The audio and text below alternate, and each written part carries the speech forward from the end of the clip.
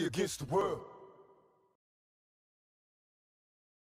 So, grüezi miteinander und heute zusammen. Ich begrüße euch zu der dritten Folge vom Mats Podcast mit mir als Host. Ja, ich weiss, die fragen jetzt sicher wieder, wer ist das? Ich bin der Head. Ich werde jedes Mal gefragt, oder beziehungsweise wird jedes Mal im Chat geschrieben, wer ist das? Das ist ja kein Rocca. Nein, bin ich nicht. Ich bin der Captain Head und wir haben jetzt also ist jetzt das dritte Mal, im dritten Monat sind wir, wo wir den Podcast machen. Und ich bin der Host, wie gesagt. Der Rocca schaut da halt immer wieder rein, gibt seine Meinung dazu und so weiter. Ich hatte meistens noch einen Gast dabei. Letztes Mal war es der Knutor, vorletztes Mal der Rocca selber als Einführungspodcast. Zu unserem Thema Dex. Ich kann bei den Dex bannen, bitte, merci. Der Türk, genau, der Türk. Heute ist das Thema Fleischkonsum und Tierschutz, wieder da unten gesehen. Und ich habe mir als Gast den Didi geholt und den Rocca selber auch noch gerade. Den Didi hole ich jetzt mal schnell ins Bild rein. So, Didi, du bist da. Hallo! Oh, Scheiße, okay, du bist wieder weg. Ja, stell doch kurz vor und dann fangen wir mal an.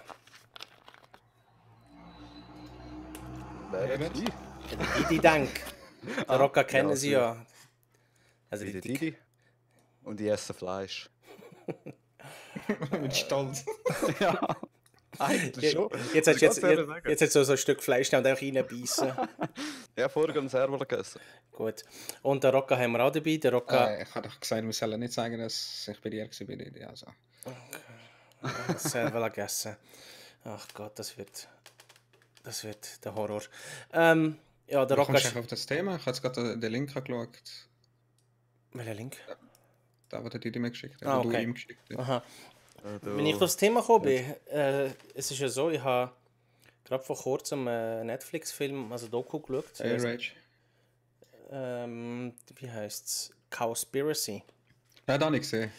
Und dann habe ich gedacht, das war noch ein Warte, ist interessantes Thema. Ist es das wegen Wasser und so? Unter anderem, genau. Ist es das gewesen? Ja, zu dem kommen wir da auch noch. Es ist von Leonardo DiCaprio das- mitproduziert worden. Oh, ich muss Oh, da ich schnell nix. schneller warten. Ich weiss nicht. Also, Ich habe etwas gesehen wegen Wasserverbrauch und all das Shit. Genau, es ist schon das wahrscheinlich. Dann ist eben schon das gewesen. Das ist wiederum interessant gewesen. Genau. Auf Ja. das kommen wir da auch noch. Okay, Ähm, dann nachher. Und ich habe halt, also beziehungsweise der Rocca hat ja eigentlich mehr oder weniger schon mal über das Thema geredet gehabt, in seinem Mats mit gewissen Leuten. Genau. Ähm, Da kommt es auch drauf. genau. Ja, also es ist ja so, der Dings, ich habe den Rocca zwar der Rocca hat das Thema zwar schon behandelt, aber ich denke, wir können jetzt einfach mal so ein bisschen genauer drauf ein, wenn es geht. Ich weiß jetzt nicht, wie informiert das der Didi ist, beziehungsweise ich bin auch nicht jetzt sehr informiert. Oder auch der Rocca, obwohl er eben das Thema schon gehabt hat. Aber ich denke, wir probieren es jetzt mal. Und zwar die erste Frage, die ich habe, ist, wie viel Fleisch esst ihr? Didi? was meinst du jetzt? Nur schnell, Chat, hast du vorher vergessen zu sagen. Wir, Ah, ja, genau. wir gehen nicht immer auf den Chat ein, dass wir einfach das Gespräch können, einfach führen. Ihr könnt gerne schreiben. Ich tue schon schauen, dass wir vielleicht Fragen aus dem Chat rausholen können.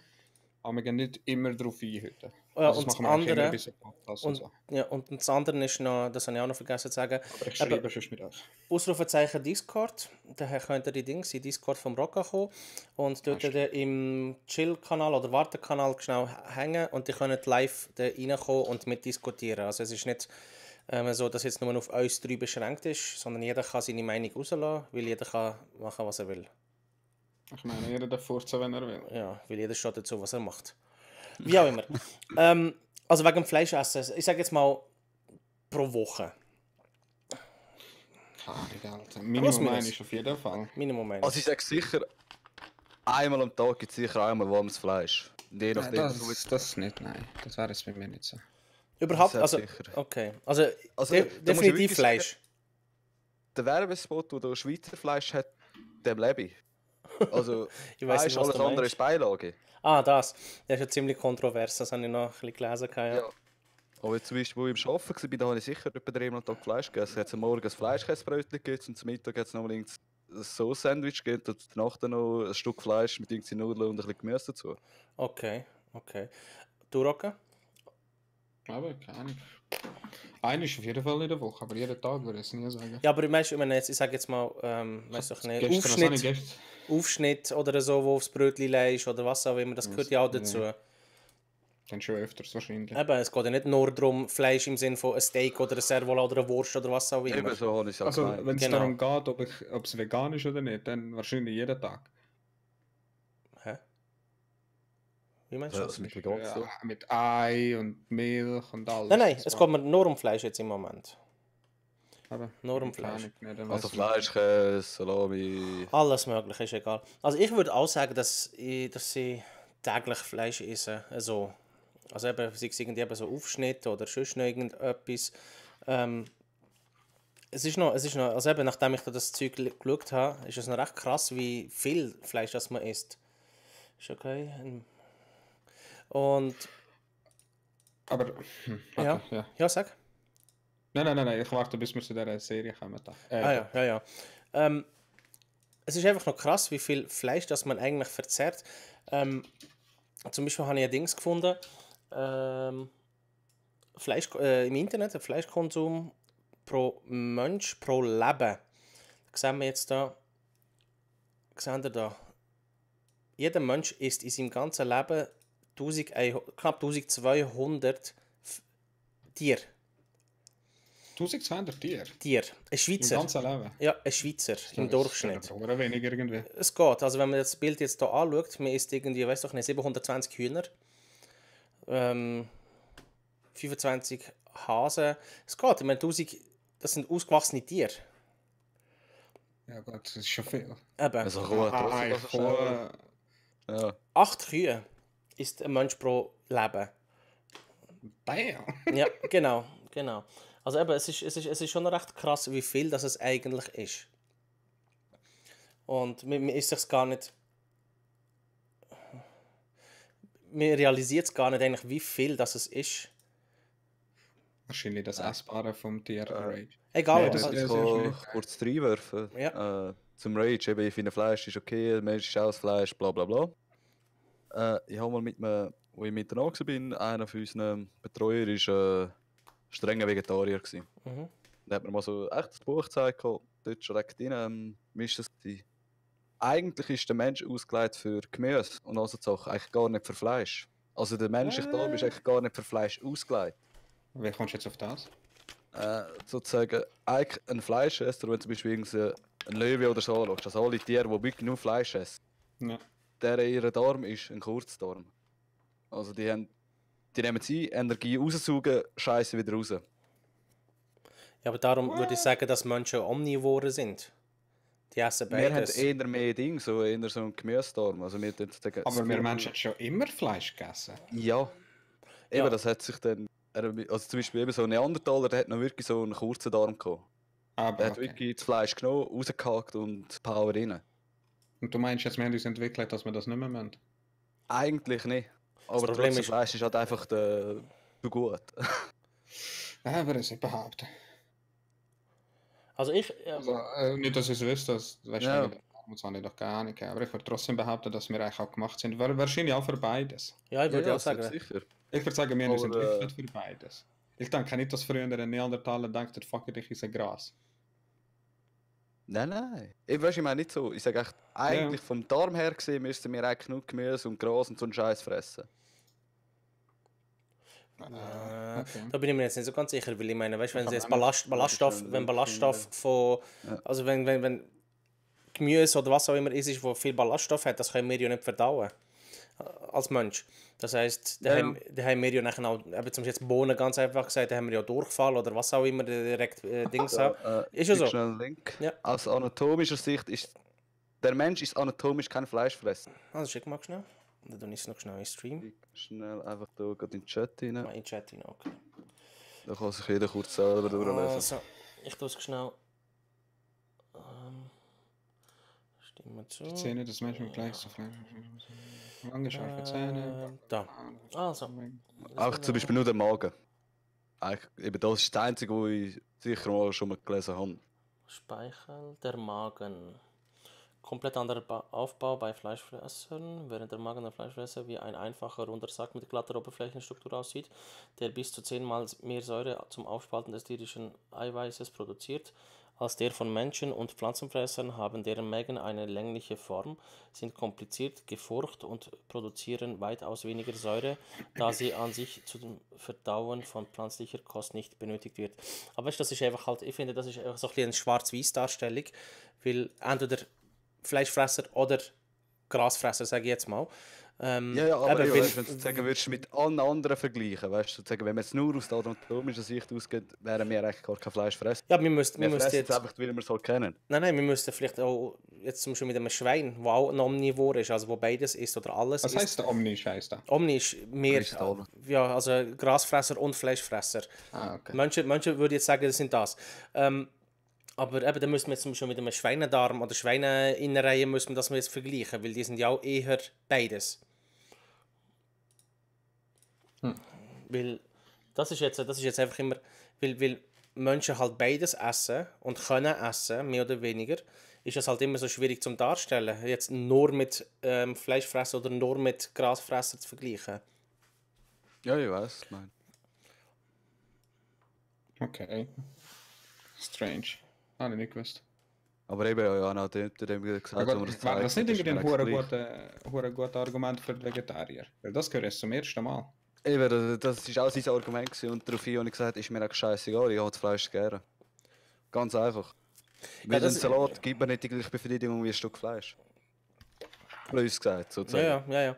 Und ich meine, das ist, schlussendlich kann man es auch so ein bisschen mit so Religion vergleichen. Dass man so ein bisschen überzeugter Vegetarier, überzeugter Fleischfresser, überzeugter Veganer ist. Aber eben, wie gesagt, das ist... Jetzt die Darstellung finde ich einfach zu einseitig. Eben, der Darm oder der Magen ist nur... Also, wir haben eigentlich keinen Magen wie ein Fleischfresser oder wir haben nicht irgendeinen Kifferaufbau oder was auch immer da gestanden ist. Zu wenig Säure im Mund. Genau, zu viel Bewegungsradius und so. Es wird da nicht mit eingerechnet, dass ein Mensch beides isst oder kann essen oder sich so entwickelt hat. Ab wann würdet ihr aufhören Fleisch essen? Was müsste passieren? Sehr vieles. Also ich sage, wenn es dann nur so ein Plastik-Scheiß ist, sozusagen. Nein, also was meinst du damit? Wenn es wirklich dann, wie soll ich sagen, eben das ganze Kunstfleischzeug, wenn es wirklich sozusagen fast nichts mehr hat, wo sozusagen irgendwie tierisch kommt. Ja, aber das meine ich gar nicht, sondern dass er trotzdem noch Fleisch ist. Das würde ich jetzt auch nicht machen, wenn es jetzt irgendwie so Fake-Fleisch ist oder das. Aber wie du jetzt sagst, das würde ich jetzt auch nicht machen. Aber ich meine, Fleisch wird es ja hoffentlich immer geben. Im Sinne von, was muss passieren.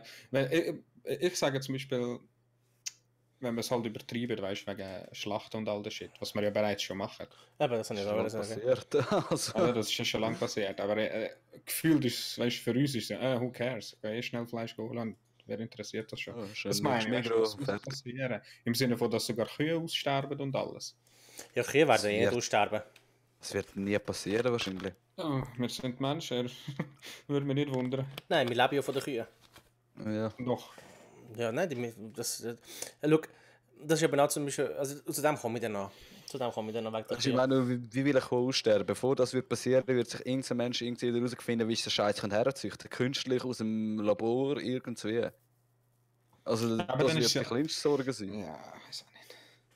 Also ich habe gefunden, Fleisch essen würde ich auch nie aufhören. Nie, aber weniger. Ja, wenn machst du weniger? Was bewegt dich dazu, weniger zu essen? Wie meinst du? Ja. Ich meine, ich könnte jetzt sagen, hey, heute esse ich kein Fleisch. Ich esse jetzt aber in der Woche, anstatt dass ich 3-mal in der Woche nur einmal. Ja, jetzt die Frage an Didi. Wann würdest du aufhören, weniger essen? Also wenn würdest du anfangen, weniger essen, was wäre für dich ein Grund? Ich glaube, der einzige Grund wäre, wenn der Preis wird so exponentiell steigen, dass es nicht wirklich ein Luxusgut für mich wäre. Mhm. Also wenn ich muss sagen, jetzt ich kann mir nur noch einmal in der Woche Fleisch leisten. Aber solange ich ein halbes Kilo Fleischkäse für einen 5 Lieber bekomme im Migros, bin ich voll dabei. Und das ist es scheißegal, wie es diesen Tieren gegangen ist.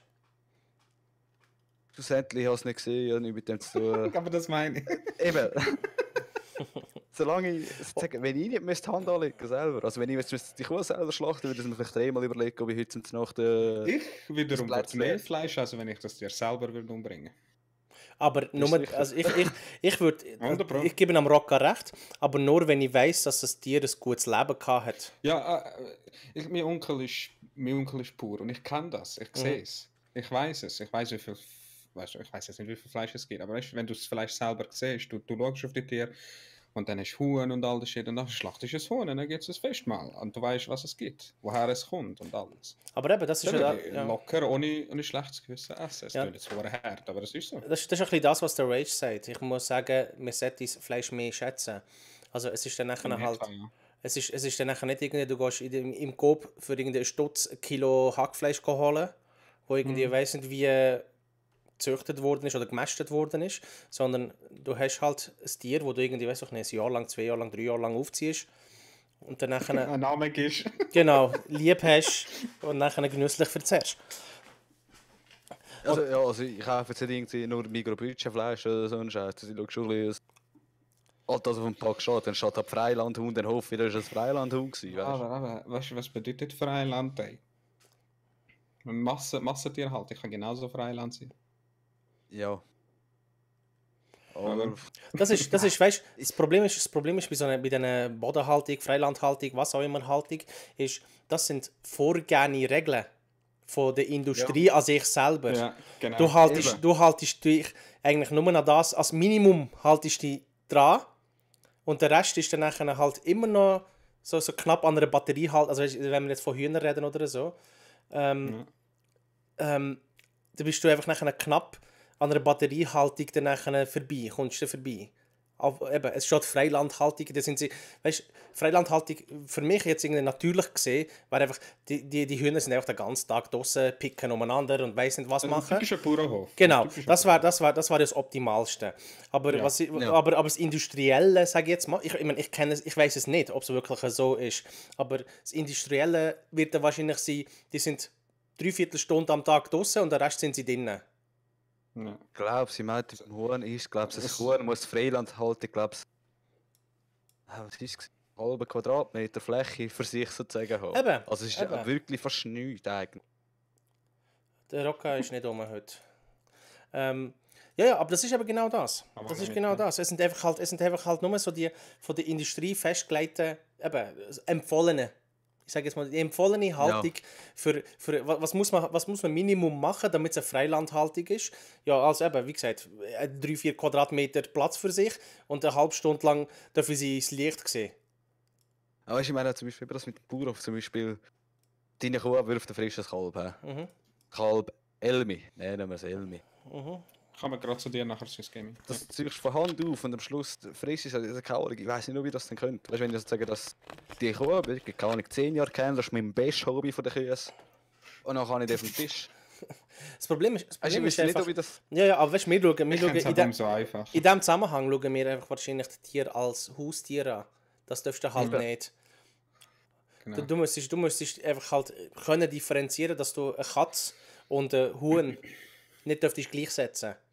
Das ist das Argument halt von den meisten Veganer oder halt Anti-Fleischkonsumenten oder wie man dem sagt. Sie sagen, wenn du Huhn isst, warum isst du keine Katze? Oder wenn du einen Hund nicht isst, warum isst du eine Kuh? Ja, das habe ich auch schon gesehen, das Bild, wo ziehst du deine Grenze, was ist Haustier und Genau, was nicht. genau. Was haltet ihr, was der Swiss Gaming sagt wegen Insekten? Warte, auf das komme ich noch. Warte schnell. Ich lese es schnell Das ist durch. interessant, an das haben zum Beispiel auch nicht daran gedacht.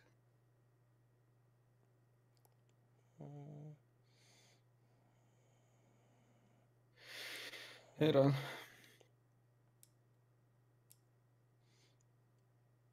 Ja, auf das komme ich noch. also ich denke auch, dass Fleisch nicht weggeht, aber deftig runtergeht. Dass man es nicht mehr so oft isst. Aber ich würde niemals, also ich will einfach nicht so Fake-Waren essen. Ja, ja.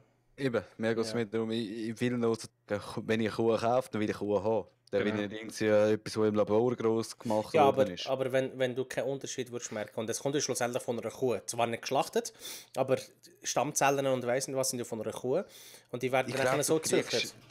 Du kriegst nicht das gleiche Gewebe. Also eben, Das in dem gleiche Geschmack, Beitrag, den nee. du mir geschickt hast, da steht ja, weißt du, zum Beispiel Bell. Mhm. Die machen das ja auch schon ewig. Mhm. Und ich muss sagen, zum Beispiel, hast du so Bell-Sachen gekauft, probiert und das schmeckt halt anders, keine Ahnung. Das schmeckt nicht wie, also es fühlt sich auch nicht an, weißt du, in der Fresse wie. Ich glaube, richtig das ist, Fleisch. das ist auch ein bisschen so etwas Psychologisches. Wenn du weißt, dass es nicht Ich habe das Fleisch nicht ist. gewusst, bevor ich den Okay. Beitrag nicht gesehen habe. Okay. Muss ich ganz ehrlich sagen. Ich meine, das ist jetzt relativ neu, das ist eigentlich nur so etwas, was es in Amerika gibt. So Kunstfleisch essen. Ich habe bei Bell gearbeitet, das Zeitli im Lager. Und das Ja. ist, ich würde. Nachdem ich dort gearbeitet habe, das Zeitli, habe ich aufgehört Fleisch zu essen. Und das ist kein Witz. Bro, wenn ich nach dem müsste gehen, dann dürfte ich gar nichts mehr machen. Ja. Aber weißt du. Ja. Also, wer hat reinkommen? Der Rage. Rage, willst du schnell reinkommen? Dann können wir noch mit dir Aber nicht reden. allzu lang. Ja. Weil dann würde ich schnell auf die nächste Frage gehen. Dann machen wir die nächste Frage. Er kommt dann Nächste schon. Er hat gemeint, er komme nachher. Also, wir haben es ein bisschen nachher auf das wir haben es ein bisschen angesprochen. Und du hast es, glaube ich, auch schon in deinem Mats schon gesagt, gehabt, wie bewusst esset ihr Fleisch? Dann weiß ich nicht. Meinst du bewusst? Im Sinne von, also, Also, das eben- passiert, aber jetzt jetzt, oh, jetzt habe ich aussehen, als hätte er wohl gegessen. Nein. Da habe ich eine Wurst in der Fresse. Ja, hoppla, wie ist denn jetzt das passiert? Jemand hat mir K.O.-Drops in die Drink rein. Nein. Veganerlein. Nein, natürlich nicht so. So, oh mein Gott, das ist eine Wurst vor mir. Nein. Eben von wo das Fleisch kommt zum Beispiel. Aber du hast ja vorhin kurz angesprochen, wegen Bodenhaltung und weiss nicht was und so. Oder Freiland oder was auch Du immer. meinst, wie bewusst wir Fleisch holen? Ja, also Ja, also- Essen, das gehört dazu. Und du hast ja Ich sage, Rocco, du... ich habe so Darf ich schnell? 50-50 Fleisch meistens. Halt 50% so sagen wir, Coop halt dort und 50% haben wir meistens vom Bauer, Mhm. der selber auch seine Kühe schlachtet und Genau, alles. ist bei mir ähnlich. Eben, Mit genau. Bauern und Bauern in der Nähe. Genau, Und das hast du ja eben letztes Mal zwischendurch- angesprochen. Gehabt. Genau. Dann ab und zu passiert es, dass wir halt dort gehen. Also mehrheitlich schon im Migros. Ja, ist halt nicht, dass jeden Tag der Bauer eine Kuh schlachtet. oder? Genau. Ja, aber ich meine, es geht ja nicht nur jetzt, eben wie gesagt, es geht jetzt nicht nur um ein Stück Steak Okay. oder was auch immer, sondern es geht eben auch um Hackfleisch, es geht eben um Lioner oder eben Fleischkäse, was du vorhin gesagt Ja, hast. also wir holen auch Hackfleisch beim Bauer und all so Sachen. Also Aber- jetzt nicht gerade so Wurstsachen, ja, das kann der Bauer halt schlecht machen, da musst du irgendwie zum Metz gehen oder so. Genau. Käse holen wir oft bei ihm. Der ist verdammt gut. Ey. Ja, wir auch Alpenkäse, das Beste. Ja, also weißt du, ich sage jetzt mal, also das ist jetzt ein bisschen kontrovers, was ich sage, aber das Käse ist jetzt, oder Milchprodukte sind jetzt nicht so schlimm, ja, auf ein Schlusszeichen für alle da, wie jetzt Fleischproduktion oder Konsum, sage ich jetzt mal. Ja, das ist Ja. im Vergleich. Ist Ja, im Vergleich. Aber schlussendlich, jetzt rein umwelttechnisch, wo ich dann später noch dazu komme, kommt es eigentlich gar nicht darauf an. Ob es jetzt Fleisch ist oder Milch und was auch immer. Es wird aber vom gleichen Tier genutzt. Und Genau, es ist vom gleichen Tier, Ja. darum hast du genau den gleichen Wasserverbrauch, genau gleich viel Genau. Nahrungsmittel, die du musst nehmen, genau gleich viel Platz, die sie brauchen und so weiter. Also von dem her ist es grundgenommen also, ähnlich. Nicht gleich, aber Dings. Also ich meine auch Dings zum Beispiel, jetzt zum Melken, die war ja es hat, in der, wie heißt's, in der Dokumentation eben da von Cowspiracy, die sind Bio, es war ein Biobauer, der Milch und Fleisch verkauft hat oder produziert hat. Und Ja. die Zitzen von diesen Kühen sind verblühtet. Sind alle Ja. am Blüten gewesen. Und das ist ein Biobauer, ein amerikanischer Aber, ja, Biobauer halt. Das ist wahrscheinlich nochmal eine Runde anders als in der Schweiz oder in Europa. aber du siehst, dass auch die Bios-Zeug nicht sauber sind. Aber der Bio-Name ist, weißt du, so. Bio ist ja nur, ob irgendwie noch Scheiße drin gepfuscht hast oder ob keine Scheiße mehr drin gepfuscht hast. Und das Das ist ist aber der ja- Bullshit. Bio, das Lustige ist, es ist ein Bio... Und das, ja. Ja, sag du. Zu dem Wasser kommen wir nachher der Swiss Gaming, weil Genau. wo ich habe das bei der Matze, das Einzige, was mir übrig geblieben ist, und ich meine, du meinst, wo ich mit dem Ding geredet habe, mit dem Ja, mit den anderen Friends of zwei. Xbox. Ja. Der ist ja Veganer, Veganer, ich check den Unterschied nicht. Er hat mir dort etwas erklärt, was ich zum ersten Mal gehört habe. Und dann habe ich sie nachher in der Cowspiracy eben gesehen, zum ersten Mal. Dort bin ich ein bisschen baff gewesen. Genau. Und das Wasser ist ein wichtiges Thema, das viele gar nicht ansprechen. Ja, nicht nur das. Also Wasser ist sehr ein grosses Thema und das weiß man gar nicht. Und bei dem Cowspiracy ist es eben nachher halt so, dass es viel weiter geht. Genau. Wo sind wir gewesen? Jetzt haben wir den Faden verloren. Wasser. Nein, Nein, vorher. das ist nachher. Bio. Ja, genau, TC-Blüten. genau, Bio. Nur ganz schnell zu Bio. Ja, letztens also auf irgendeinem Sender habe ich etwas gesehen. Und zwar, wenn du nicht saisonal einkaufst, das heisst also, irgendwie, ich weiß auch nicht, wenn Äpfelsaison ist oder was auch immer Saison ist, dann bringt der Bio eigentlich viel weniger als importiertes Zeug. Es hat irgendetwas gehabt mit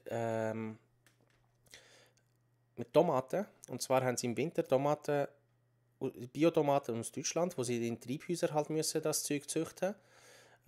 Braucht viel, ich weiß auch nicht, fast 10-fache an CO2 dort das ausstoßen als Bio-Anbau aus Spanien. Mit dem Import zusammen.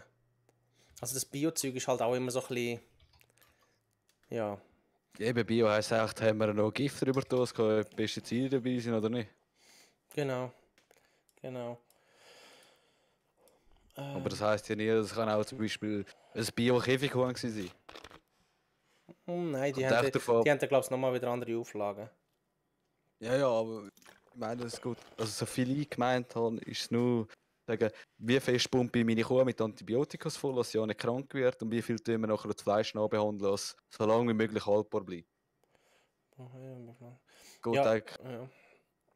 Ich kenne es nicht so genau, aber der Rage sagt gerade, dass er ein bisschen mehr zu den Labels kann sagen, sobald er da ist.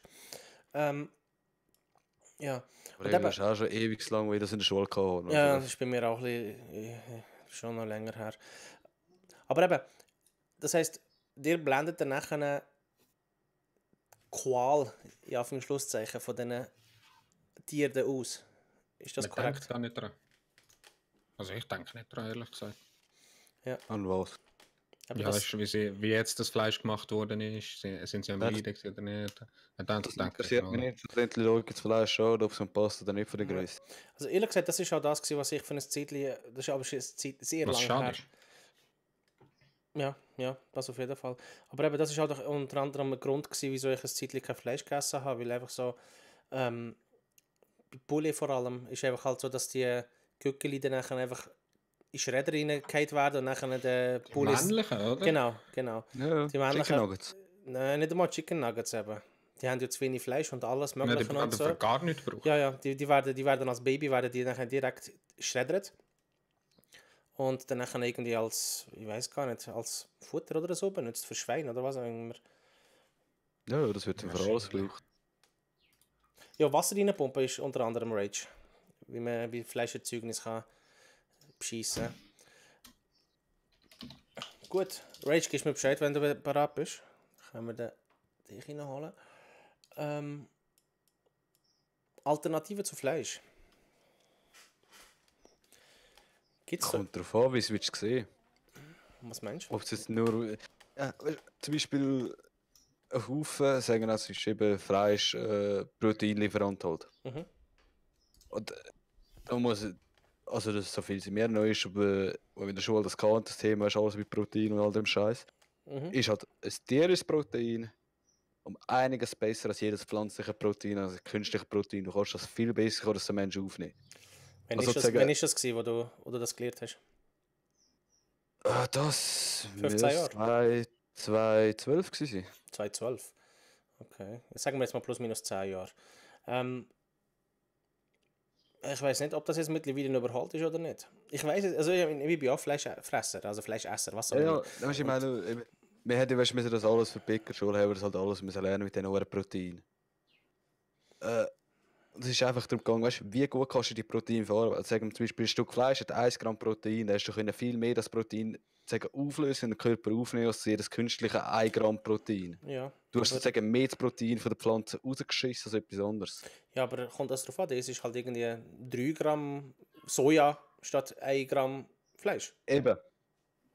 Das ist das Einzige. Aber Dann bist sozusagen, du nachher auch satt. Ja, selber auch. Aber eben Haufen sagen halt immer noch, die wollen lieber ein grosses Stück Fleisch, so ihre 20 Gramm Protein zu sich nehmen, anstatt irgendwie keine Ahnung. Oder irgendwie, weiß ich nicht, Proteinpulver mit Erbsenprotein drin und dann hast du auch deine, von mir aus Ja, 100 eben. Gramm, 100 Gramm am Tag, wenn es muss sein. Weißt du, es ist, ich esse immer wieder Ich sage Alternativen nur zu so, weißt du, Fleisch. eben, Haufen Kollegen von mir gehen halt ins Fitness und die sagen halt, sie wollen nur Fleisch fressen. Ja. Zusammen mit ihren Shakes. Also sie wollen nicht irgendwie eben so Tofu-Protein zu sich nehmen, weil die kacken Zähne raus sagen. Fitness. Ja. Schlussendlich muss so Die gesehen. regen mich am wo- meisten auf, ey. Wie einfach die, jeder wo- denkt, er ist der Pro, ey. Ja. Und weiß es am besten. Ich meine, Die hält sich Protein, gar nicht. Protein ist ja schlussendlich nötig für den Körper, das ist ja klar. Ja, aber eben so viel wie die zu sich nehmen, Ja, ja. die kacken mehr raus. Als Ro- etwas anderes. Rocco, was meinst du dazu? So was genau? Fleischalternativen? Nein, weniger. Gar Bin ich nicht. auch wieder die wahrscheinlich, ja. Okay.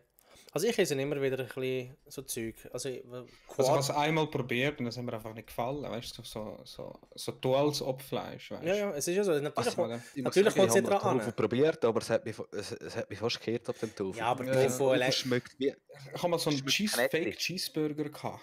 Mhm. Keine Ahnung. Ja, aber ja, es ist einfach grusig gewesen. Es hat einfach nicht geschmeckt. Nein, das schmeckt doch wie Fleisch. Nein, was laberst du, ey? Der kotzt ja am Boden und das schmeckt besser. Du Idiot.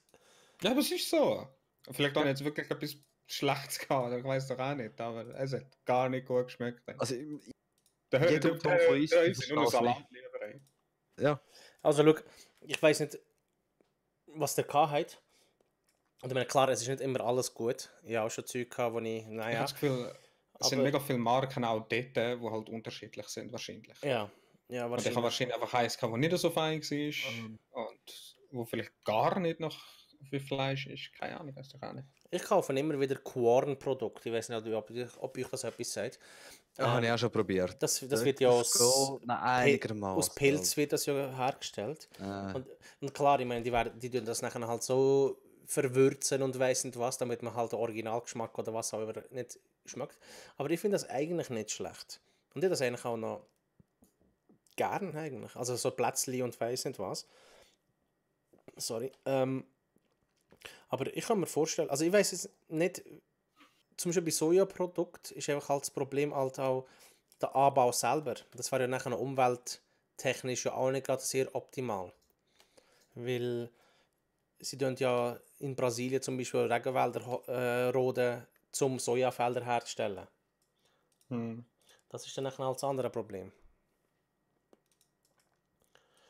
Ich habe noch ja, aber schlussendlich ist es halt einfach so, es sind viel zu viele Menschen da, irgend so etwas muss darunter leiden, dass wir alle ernähren können.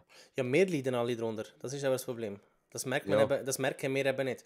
Wenn wir dann nachher halt einfach sagen, ja, Hauptsache ich habe mein Fleisch und mir ist eigentlich scheißegal, von wo das kommt. Und ich meine, das ist keine Anschuldigung gegen dich oder gegen Rock oder was auch immer, weil ich bin relativ ähnlich. Aber jetzt einfach so als Beispiel, wenn jeder so denkt und eben wegen dem Wasserverbrauch, wo jetzt Swiss Gaming gesagt hat, und Rodung und weiss nicht was, dann schadet es eigentlich nur noch uns selber und nicht den Tier in dem Sinn. Natürlich. Aber das realisiert man halt Wenn nicht. wenn so viel auf morgen heisst, wir machen das nicht mehr, dann klar, dann wäre ich auch bereit aufzuhören. Das Problem ist auch Aber einfach das wird es immer geben. Ja, das Ja, wird aber es dann immer gibt es geben. sicher noch irgendwie Fleischstealers oder so. Ja, wahrscheinlich. Illegal Fleischsnack. Ja, das kann man gut vorstellen. Das kann man gut vorstellen. Aber das Problem ist einfach halt, Fleischlobby ist einfach viel stärker, als man sich denkt, als man sich vorstellt. Oder Viehzuchtlobby, oder wie man dem sagen. Ja, natürlich, hey. Das ist schon viel Cash, Mann. Yep. Und eben in dem Dings, in der Dokumentation ist zum Beispiel gesehen, dass eine amerikanische Nonne, die im Regenwald in in Brasilien gelebt hat, ist erschossen worden von diesen Mafias. Weil sie gegen die Rodung war und weiss nicht was. Viel Schlimmeres gemacht. Ja. Ich habe noch schnell eine Statistik, die ich noch schnell Aber zeigen. du hast ja auch gesehen, hast du das Fazit am Schluss Ich habe es auch nicht so fertig verstanden, geschaut. dass... so wie es aussieht oder so wie ich es verstanden habe, ist es gut möglich, dass es am Schluss besser ist, wenn man Massentierzucht hat, anstatt Bauernhöfe. Ja, Ich weiß nicht, ob Weil ich wir das... dann auch unserer Erde so weh. Mit Massentierhaltung spart man sich mega viel Wasser. Das Problem ist einfach halt, weißt du, die Methan Mhm. ausstößen und weiss nicht, was gibt es trotzdem. Und Dings... Ja, aber Da halt habe ich auch deutlich mal weniger. etwas gesehen, also keine Ahnung, wo das war, aber irgendein Land hat angefangen, sozusagen den Kühen auf der Seite in den Magen sozusagen wie ein Stöpsel reinmachen. Also was könnt aufschrauben, wie so ein Drehverschluss, jetzt ohne Witz.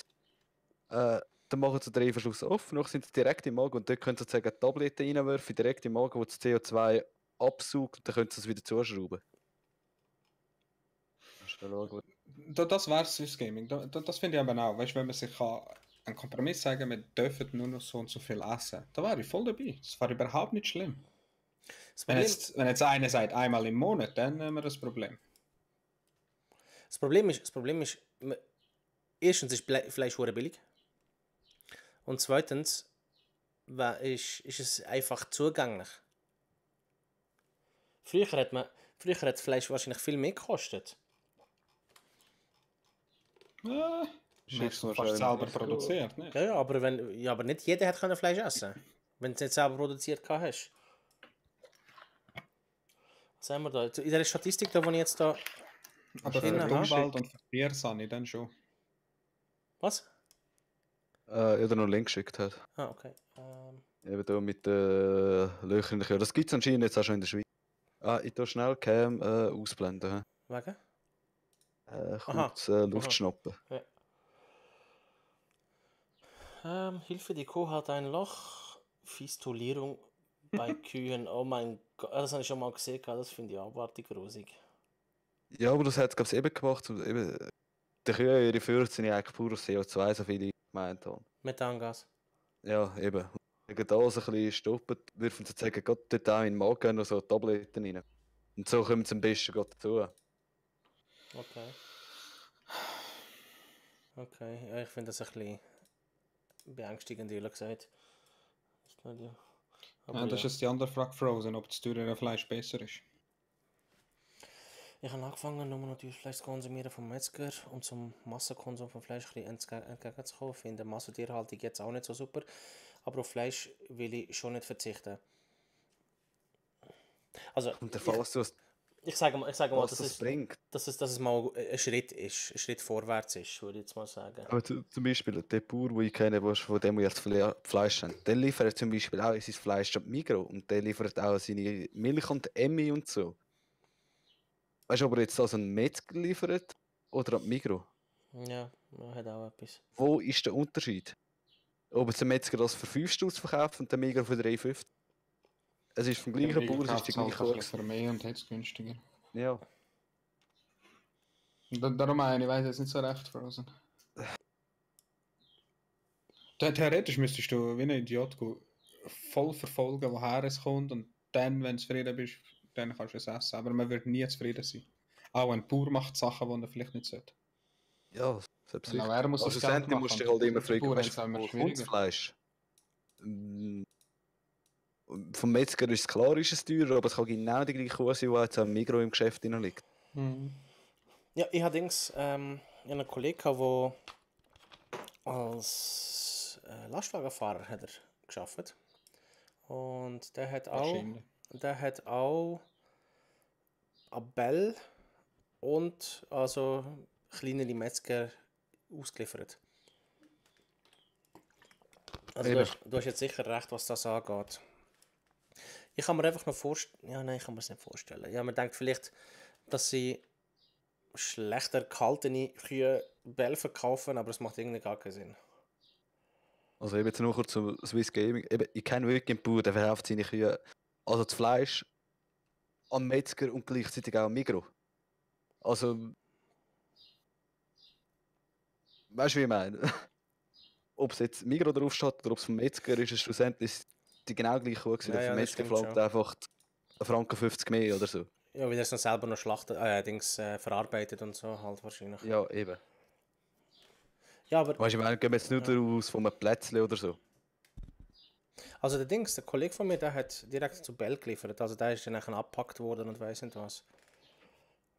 Okay.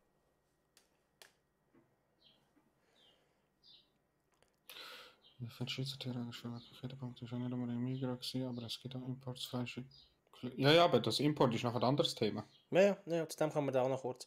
Die werden wahrscheinlich gar nicht geschaut. Und das wegen Dings da, vom Swiss Gaming, beim Grosskonzern ist es meistens ein Gemisch oder aus dem Ausland. Das sage ich auch immer, wenn du irgendwie im Mac gehst oder so, und nachher steht dort irgendwie aus Schweizer Fleisch hergestellt. Wahrscheinlich ist ja dann irgendwie, weiß ich nicht, ein Tropfen oder weiß ich nicht, ein Korn oder was auch immer, Hackfleisch vom Bauern nebendran. Und der Rest ist alles irgendwie. Zumindest so viel, dass es langt, dass ich kann sagen, Schweizer Genau, Qualität. genau, so 4% oder so. Switzerland habe ich auch für ein Zeitchen mal haben wir auch ein Thema gehabt bei der Kleiderproduktion. Da haben wir auch erfahren, dass du sowas von wenig brauchst, damit du kannst sagen, Made in Switzerland. Ich glaube, so wenigstens den letzten Prozess musst du machen und dann ist es Made in Switzerland. Ja, genau. Schweizer Schokis, was machen sie? Ja. Sie dann. Was stimmt nicht? Egal. Probier gerade am Chat zu verfolgen. Ja, es geht ja nicht darum, dass du es falsch angehst, sondern dass die Anforderungen an ein Label oder was auch immer, ich gehe jetzt mal davon aus, wenn es sowieso aussieht, kennst du dich ein bisschen besser aus, aber dass sie klein sind, als man denkt. 6 Jahre Rage. Ja, auf jeden Fall. Sonst macht es doch kein Geld, Alter. Wenn alles 100% Schweizer müsste sein, man. Wir müssten der Rich Bitch sein, um das uns leisten können. Und da waren wir zu dem Punkt, wo der Didi gesagt hat, wenn es zu teuer ist, dann höre ich auf. Ja, und ich meine, ich kann mir... Okay. Aber ich kann mir einfach nicht vorstellen, dass man irgendwie im Mac 2 Franken Hamburger kann bekommen, wo man das Fleisch irgendwie vom Bauern nebendran genommen hat. Also ich glaube, am einfachsten ist, wir schnurren glaube ich, ein bisschen im Chat auch noch vorbei. Wenn der Rich auch kurz mit Discord kommt, wird aufklären. Ich glaube, er versteht da ein bisschen viel mehr davon. Was jetzt? Rage, komm doch schnell rein, das ist viel einfacher für alle. Hätte ich gesagt, 20 Minuten. Ja. Es ist schon Aha, das habe ich nicht 3 gesehen. Stunden. Nein, er hat gesagt, er kommt nachher. Okay. Gut. Werden wir alle Vegetarier und gut ist. Genau. Nein, danke. Ja, das ist Sauna. Das, was Sani sagt. Ich meine, da hätten wir überhaupt genug Ressourcen, um alles aus Schweizer Fleisch zu produzieren. Hätten wir genug Fleisch, Schweizer Fleisch? Stell dir vor, nie mehr Kebab. Ja, das wird sowieso irgendwie aus Gammelfleisch aus Deutschland gemacht. Von daher musst du keine Gedanken machen. Ja, das wäre schon schlimm. Oder Burger, wenn ich lebe so gut. Ach, Burger. Okay, mit reinschalten. Ja, er ist wieder da. Noch schnell, ganz kurz zum Dings zurück. Wieso man sollte... Ich habe so einen Artikel gefunden auf 20 Minuten. 6 Gründe, weniger Fleisch zu essen. Und Yes. ja, ich gehe schnell. Dings, da. Ihr seid gesünder. Was meint ihr zu dem? Ist man gesünder? Niemals. Niemals. Du, Didi, was meinst du? Das auch nicht. Also, Hoher Fleischkonsum kann gesundheitsschädigend sein. Das zeigt eine Studie nach der anderen. Vor allem in Kombi mit zu wenig Bewegung trägt er zu Übergewicht, Herz-Kreislauf-Erkrankungen und einigen Krebsarten bei. Besonders von rotem und verarbeitetem Fleisch solltet ihr, so oft es geht, die Finger lassen. ja, aber das ist ja schon lange bekannt. Also, wenn du zu viel von dem Scheiß frisst, dann ist es nicht gesund. Okay. Es gibt Dings. Wo ist das gesehen? Das ist Seite. Das ist Punkt 6. Da. Gesundheitliche Aspekt vom Fleischkonsum. Es ist von der Eidgenössischen Departement des Inneren ausgegeben worden. Und da steht zum Beispiel. Wo ist es jetzt da? Gesundheitliche Aspekte der fleischlosen Ernährung. Und das ist anscheinend nach Studien. Es sind alle. Es ist alles belegt, glaube ich. Ich habe jetzt nicht alles genau angeschaut. Vegetarier haben im Vergleich zu fleischessenden Personen ein geringeres Risiko, an Herz-Kreislauf-Erkrankungen zu sterben oder an bestimmten Krebsarten neu zu erkranken. Dies geht aus einer Meta-Analyse von 7 Studien hervor.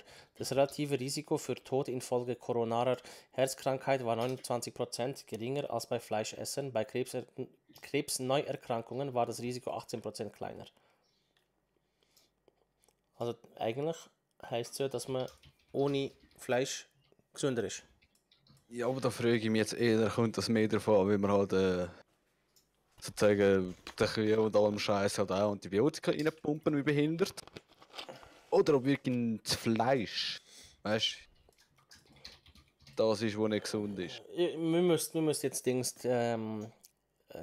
Quellen anschauen, das wüsste ich jetzt nicht. Wie zum Beispiel ein Kopfsalat, weil die ganze Zeit mit irgendwelchen Giften gespritzt ist auch nicht gesund.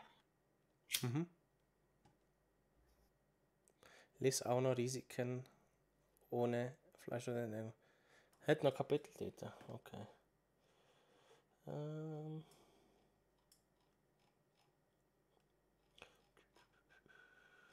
Krebs. Ich muss schnell mal schauen, ob es was ist. Der Rage wartet schon auf uns. Dann bin ich kurz sonst das Moment gemutet, sonst reden wir nicht Ja. hin und Können her. wir mal runtermaufen, oder? Ja, mach's schnell. Sali. So, warte mal so schnell. So, Hallo. danke vielmals, dass er mich reingenommen hat. Ja, keine Sache. Ja, Merci, merci fürs Engagement. Ja, Bitte, bitte, ja, denkt. wenn wir hier einen Experten haben. Genau. Ja, er hat mir auf Discord gezeigt, dass du online bist. Dann habe ich gedacht, okay, ich habe es mal versprochen, ich komme. Doch gerade so ein Thema, das ist Zufall. Grösser könnte er nicht sein. Ja, ja. Gut. So, Ja. ihr dürft gerne fragen. Ich gebe mal Auskunft, was ich weiß oder was ich gelernt habe, offiziell. Also, was hast du da? Also, zuerst mal, du hast ja erzählt von wegen Tricks von der Industrie, Label und weiss nicht was. Gib uns mal ein bisschen Einblick, was das angeht. Zumindest so ein kleines Trickli. Also ich gehe jetzt gerade zurück dort zu McDonald's, wo du gesagt McDonald's, hast. okay. Ja genau, das ist mir gerade das erste Mal in den Sinn gekommen. Und zwar hast du gesagt, das ist gar nicht möglich, dass in so einem Hamburger für 2 Steine, dass dort Schweizer Fleisch drin ist. Also zu 100%. Ja, ist es schon. Weil jetzt kommen wir zu der Schweiz. Auch wenn es heisst, mit Geld und so kann man viel erreichen und die grossen Firmen haben etwas sagen. Wenn in der Schweiz, also tun wir mal von Anfang an. Und zwar, wenn es heisst, es ist Schweizer Fleisch, dann muss es auch zu 100% bestehen. Das tut das Schweizer EDI, also Eidgenössische Departement für Inneres. Departement für Inneres tut das regeln. Und da, sorry für die Ausdrucksweise, aber du wirst gefickt von der Schweiz, von der Regierung, wenn du so einen Scheiß ablässt. Okay. Weil da muss auch 100% Fleisch drin, also Schweizer Fleisch drin sein. Okay. Sonst muss das anders deklariert sein. Okay. Und McDonald's kann das schon machen. Aber, jetzt kommt das grosse Aber. Hast du schon mal einen richtigen Hamburger gegessen und den von McDonald's? Ja, klar. Fällt dir etwas auf? Ja, klar. Also beim einen hast du eine Kartonschachtel im Maul und beim anderen hast du schon etwas Richtiges. Genau. Und zwar wird das Fleisch schon zu 100% aus Schweizer Fleisch gemacht. Aber wie viel Fleisch ist überhaupt noch in dem Hamburger drin oder in dem Fleischerzeugnis? Das Ganze kann mit Wasser ist an. Ja. Ein super Metzger kann ganz viel Wasser ins Fleisch beschissen. Ja. Das ist eine Metzgerkunst. Da kannst du viel beschissen, ja. Und was auch ein wichtiger Bestandteil ist von einem McDonald's Hamburger, Zellulose, also Nahrungsfasern. Papier, ja. Ja, in Papier dürfte ich nicht sagen. Ja, das ist klar. Hat ähnliche Eigenschaften, ja, das unterschreibe ich. Ja. Aber es sind die pflanzliche, die du nachher so drunter rein mischst und strecken und machen. Darum ist es auch sofort zu trocken. Ja. Und das hat auch den 0815 Geschmack, klar. Ja.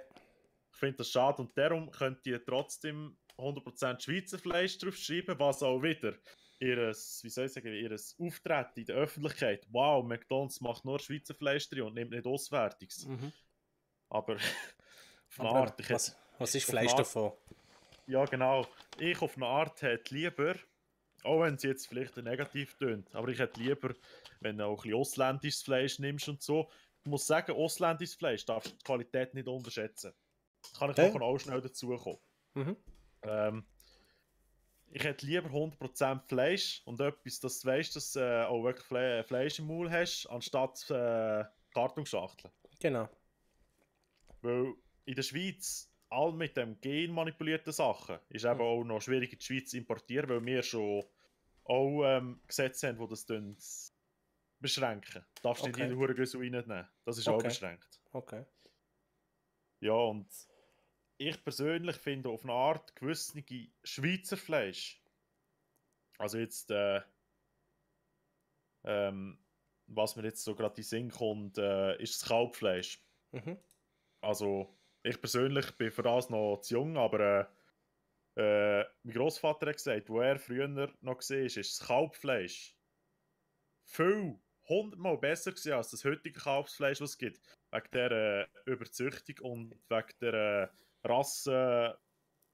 Es ist nicht mehr so rassenrein. Früher Simmentaler oder Braunvieh. Mhm. Wenn es wirklich gut war, das ist total anders gewesen, das Fleisch. Ja, marmoriert wahrscheinlich, hä? Nein, ich meine jetzt nicht wegen dem. Ich meine den Geschmack vom Fleisch. Aha. Ja, okay, aber das hängt ja auch damit dazu. Weißt du, wenn es subkutane Fett drin hat, schmeckt es ja wahrscheinlich anders, als wenn es drumherum ist. Fett ist ein Geschmacksträger. Genau. Aber ich meine jetzt nicht wegen dem. Das ist schon gut und recht. Das ist einfach der Geschmacksträger, der tut es intensiver und der tut den Geschmack für tun. Aber zuerst muss ja auch mal Geschmack da sein, dass es doch etwas schmeckt. Ja, macht Sinn, ja.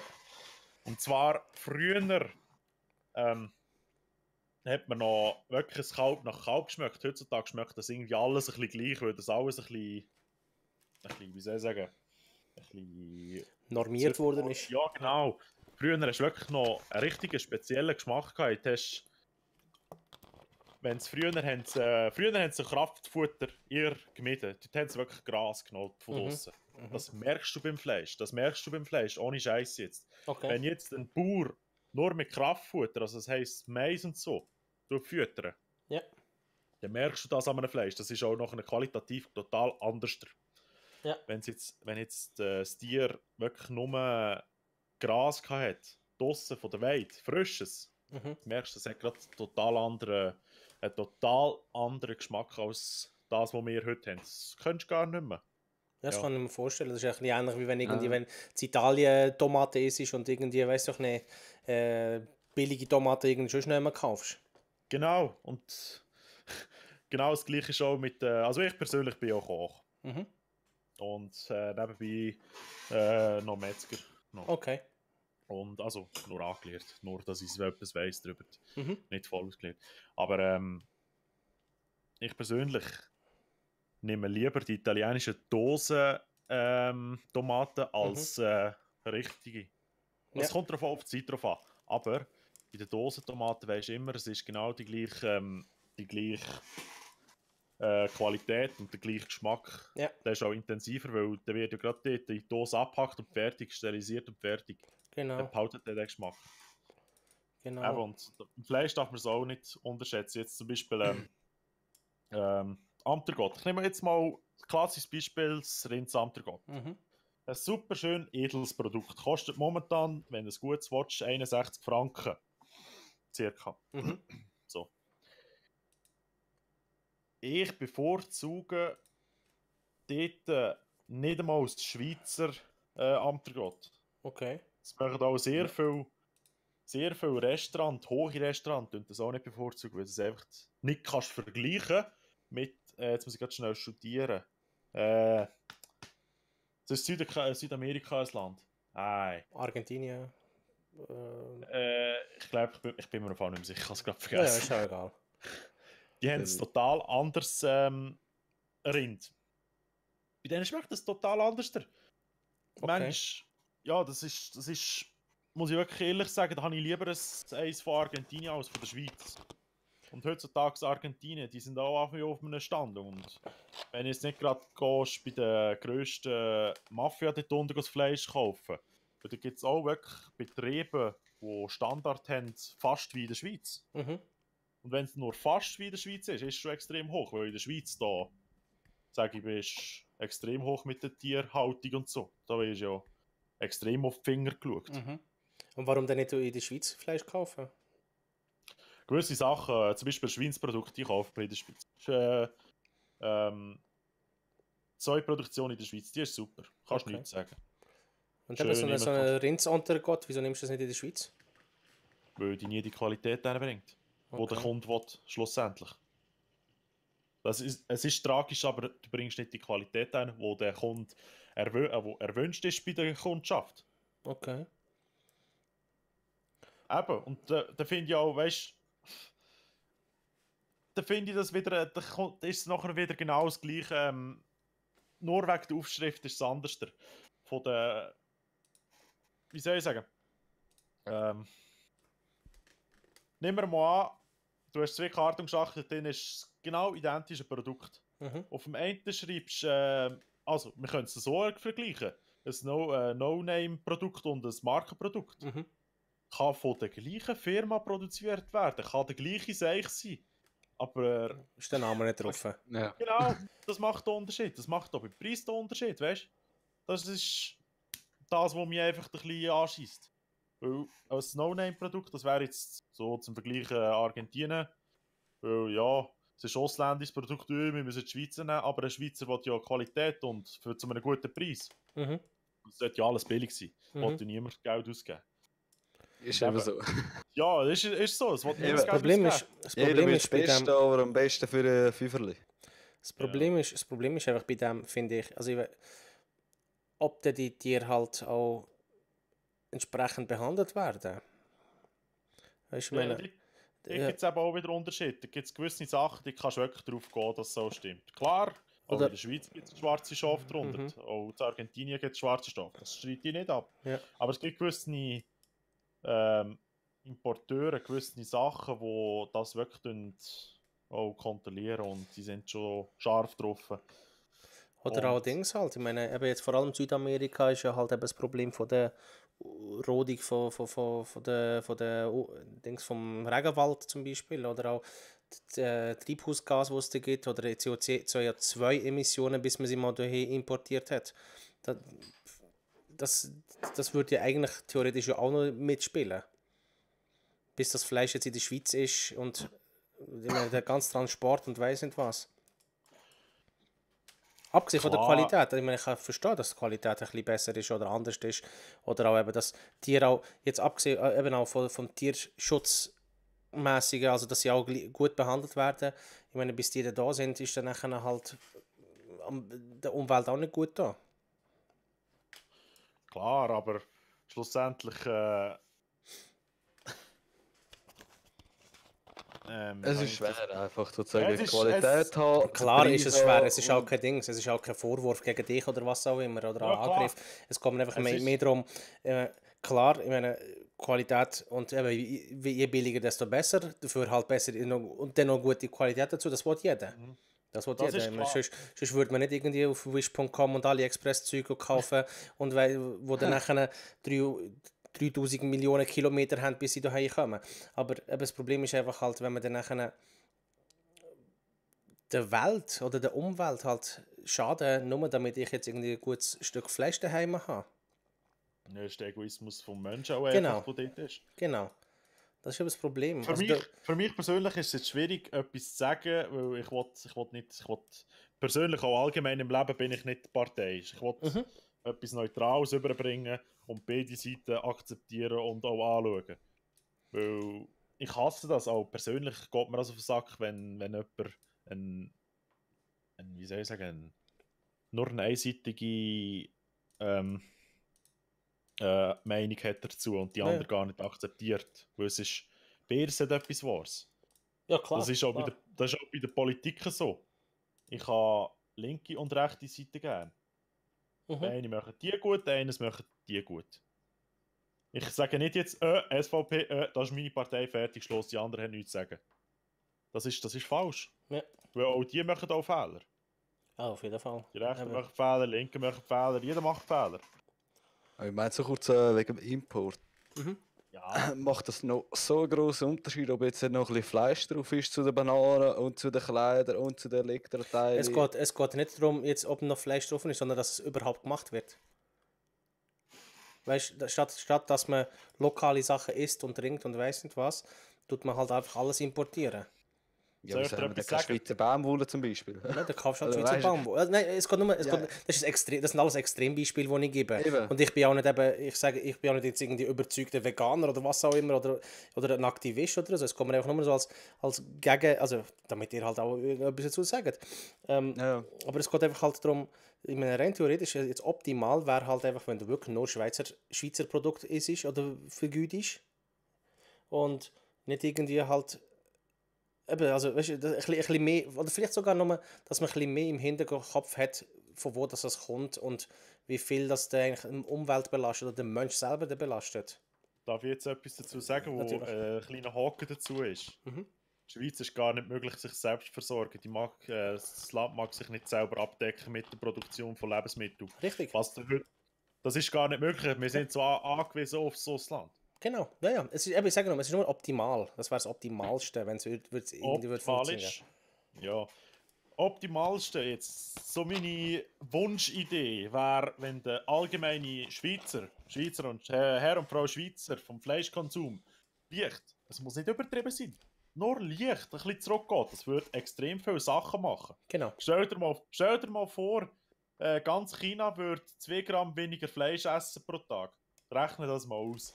Oder Amerika. Ja, rechne das mal aus, 2 Gramm. Das ist nichts. Amerika ist ja, ich glaube, hinter China. Nein, vor China, sorry. Vor China noch. Amerika. Ja, die Amerikaner. Amerika, das kennt man doch. Ja. Das sind jeder seinen Smoker. Ja. Wo es jeden Tag 10 Kilo Fleisch gibt. Und ja, nicht nur, und vor allem allerdings. Pumpt mit Anabolika. Ja, das finde ich eben auch dort. Die Amerikaner, die haben wirklich Gentech, was in der Schweiz verboten ist. Schweiz verboten. Genau. Darum ist es auch extrem schwierig, Fleisch von dort reinzunehmen, weil es verboten ist. Ja, das ist auch gut so. Klar sind wir mit Gentech konfrontiert. Aber nicht gerade weltbewegend. Das sind dann wirklich nur die kleinen Sachen, die wirklich nur gewisse, wie soll ich sagen, so ein kleines Hilfsmittel, dass es nicht gerade ganz in die Hose geht. Dass zum Beispiel jetzt bei dem Weizen weiss ich jetzt gerade etwas. Zwar ist der bei uns so legal, also genmanipuliert, hergezüchtet. Ein kleines Wort, dass er nicht gerade kaputt geht. Er ist ein bisschen resistenter geworden wegen früher. Finde ich auch gut. Er darf einfach nicht noch, wie soll ich sagen, blöd gesagt, also es ist völlig übertrieben, dass du aus einem halben Kilo Milch machen. Das wollte ich schon nicht. Komplett mutiert. Aber weißt du, dass du in der Natur ein bisschen kannst helfen, ein bisschen Gott spielen wollte ich auch nicht. Das dürfen wir auch nicht. Das würde ja auch niemandem raten, Gott spielen. Einfach, dass man ein bisschen Unterstützung gibt, ein bisschen nachhilft. Das macht man überall ein bisschen. Ja. Ja. Gut. Ja, es ist ein schwieriges Thema, muss ich sagen. Eben. Jeder will das Beste zum tiefsten Preis und es ist überall funktioniert einfach nicht. Hin und vorne. Es ist ein bisschen eine Utopie von beiden Seiten, wo man sich erwünscht. Also Gegner, also Fleisch, also die gegen Fleischimport, was auch immer sind, ist einfach, eben, wie ich vorhin gesagt habe, am optimalsten wäre es, wenn man Schweizer Produkte, nur mit Schweizer Produkten, aber das geht ja nicht. Und das andere ist dann nachher halt, die Utopie von der anderen Seite ist dann eben so billig und so gut und so umweltfreundlich wie möglich, wenn überhaupt. Es ist einfach, es ist ein bisschen schwierig halt, ob man, eben, das Einzige, was ich mir auch vorstellen im Moment, eben das Kompromiss, wäre, dass man einfach halt irgendwie, weißt du, 1 Kilo Fleisch weniger isst pro Jahr oder was auch immer.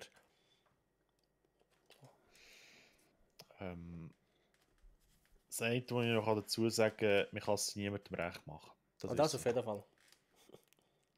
Das ist das Schwierige. Das ist jetzt überall, was wir auch leider sehen. Man kann es niemandem recht machen. Jeder soll seine Meinung dazu haben. Und ich sage, der Fleischkonsum in der Schweiz könnte man am besten regulieren, wenn man die Preise in die Höhe schieben würde. Ja. Eben, das würde die gesagt haben. Dann würde ich auch weniger essen wahrscheinlich. Dann würde ich wahrscheinlich nicht jeden Tag irgendwie das Fleisch essen, sondern vielleicht dann, ja, soll ich sagen, 2-mal in der Woche. Also, ja eben. Mein Großvater hat auch noch von früher erzählt. Wenn es dort mal Fleisch gegessen hat, das ist für die wie Weihnachten, Ostern und Geburtstag zusammen. Ja. Aber wie so selten war. Ja, ist. Eben, wie so selten man das Fleisch geht und heutzutage, da kommt man aufs Thema Food Waste. Also, das haben wir auch in der Schule durchgenommen. Ein Drittel Herr und Frau Schweizer rührt ein Drittel von seinem Essen weg. Stell dir jetzt mal vor, du hast hier einen schönen gefüllten Teller, ein Drittel kannst du gerade fortrühren. Ja. Das ist das Essverhalten von Herr und Frau Schweizer. Jetzt sollte man uns auch, jetzt sind wir zu verwöhnt, wir als Schweizer. Eigentlich sollte uns mal wieder ganz verschissen gehen. Dass man wieder mal alles lernt. Ja. Theoretisch. Blöd gesagt. Ist so. Eigentlich müssen wir wieder mal sozusagen eben halt die Preise so enorm aufdrücken, dass jeder mal einsieht, dass es eigentlich nicht einfach irgendetwas ist, sondern halt sagen, ein bisschen Luxusgut. Ja, dass das wieder als Genussmittel kommt und nicht als Lebensmittel ist, das kann man nicht sagen, aber dass es eher als Genussmittel angeschaut wird. Okay, jetzt schnell zum, was der Rahel gesagt hat. Wegen den Grenzgängern und so. Schlussendlich kannst du ja nicht so viel importieren, mitnehmen, wie du willst. Das sind, glaube ich, irgendwie Kilo pro Person. Da kann man das einfach noch ein bisschen verschärfen, wenn es muss sein. Das Kilo pro Person. Es gibt noch genug, wo das einfach missachtet. Ja, das ist klar. Wenn einer Ich weiss nicht, wie viel mal mehr von Italien auf nach der Ferien heimgekommen sind und unser Koffer war pumpenvoll mit Scheiß. Ja, das haben wir auch gemacht. Wenn ich gefragt habe, was das ist am Zoll, hast du gesagt, es sind dreckige Kleider. ja, komm weiter. Ja, eben, geh Ja, weiter. kein so Zeug. Ja. Eben zum Beispiel, jetzt nur als Beispiel zum Beispiel an der italienischen Grenze, die hält so viel zu, die können nicht jede Karre kontrollieren, was da drin ist. Und du sagst, dreckige Wäsche und es hat noch ein paar stinkende Söcken oben drauf, dann sind das für die stinkende Wäsche fertig. Ja, fertig. Ich würde das nicht anschauen. Da gehen sie nach einem gewissen Schema durch, was sie rausnehmen. Und so Zeug dürfen wir eh nicht machen. In der Schweizer Grenze, jeder rausnehmen und jeder kontrolliert, das ist gar nicht verboten. Ja, und möglich wäre es erst recht nicht. Möglich ist es nicht, es ist verboten sogar von der EU aus, wo wir die gewissen Verträge haben. Da. Dass das gar nicht möglich ist. Ja, es ist ein schwieriges Thema. Ja, auf jeden Fall. Gut, Rocca, bist du rum? Können wir ihn nochmal schnell reinholen? Ja, sorry. Ja. Träumt. Hast du noch etwas sagen? Also, Essen wird echt viel weggeworfen, jetzt da, wo du im Chat Wegen Food Waste, ja. Ja, das kann ich, das ist Aber so das viel. Problem ist ja schon immer. Kiloweise. Ich habe sie nur gesehen, wo ich eben in der Bäckerei geschafft habe, wie viel dort weggeht. Das ist abnormal. Das ist wirklich abnormal. Also wir haben zum Teil wirklich gute Zmörger gehabt von Sachen, wo geheißen der Chef, wir sollten das wegwerfen, das kannst du noch easy essen. Ich bin schnell... Easy. Ja, aber wirklich. Nur schnell Rage zum Abschluss machen. Was würdest du jetzt empfehlen? So in einem Satz, was sollten wir alle machen? Und alle, nicht Vegetarier, Fleischesser, einfach am besten für alles und alle.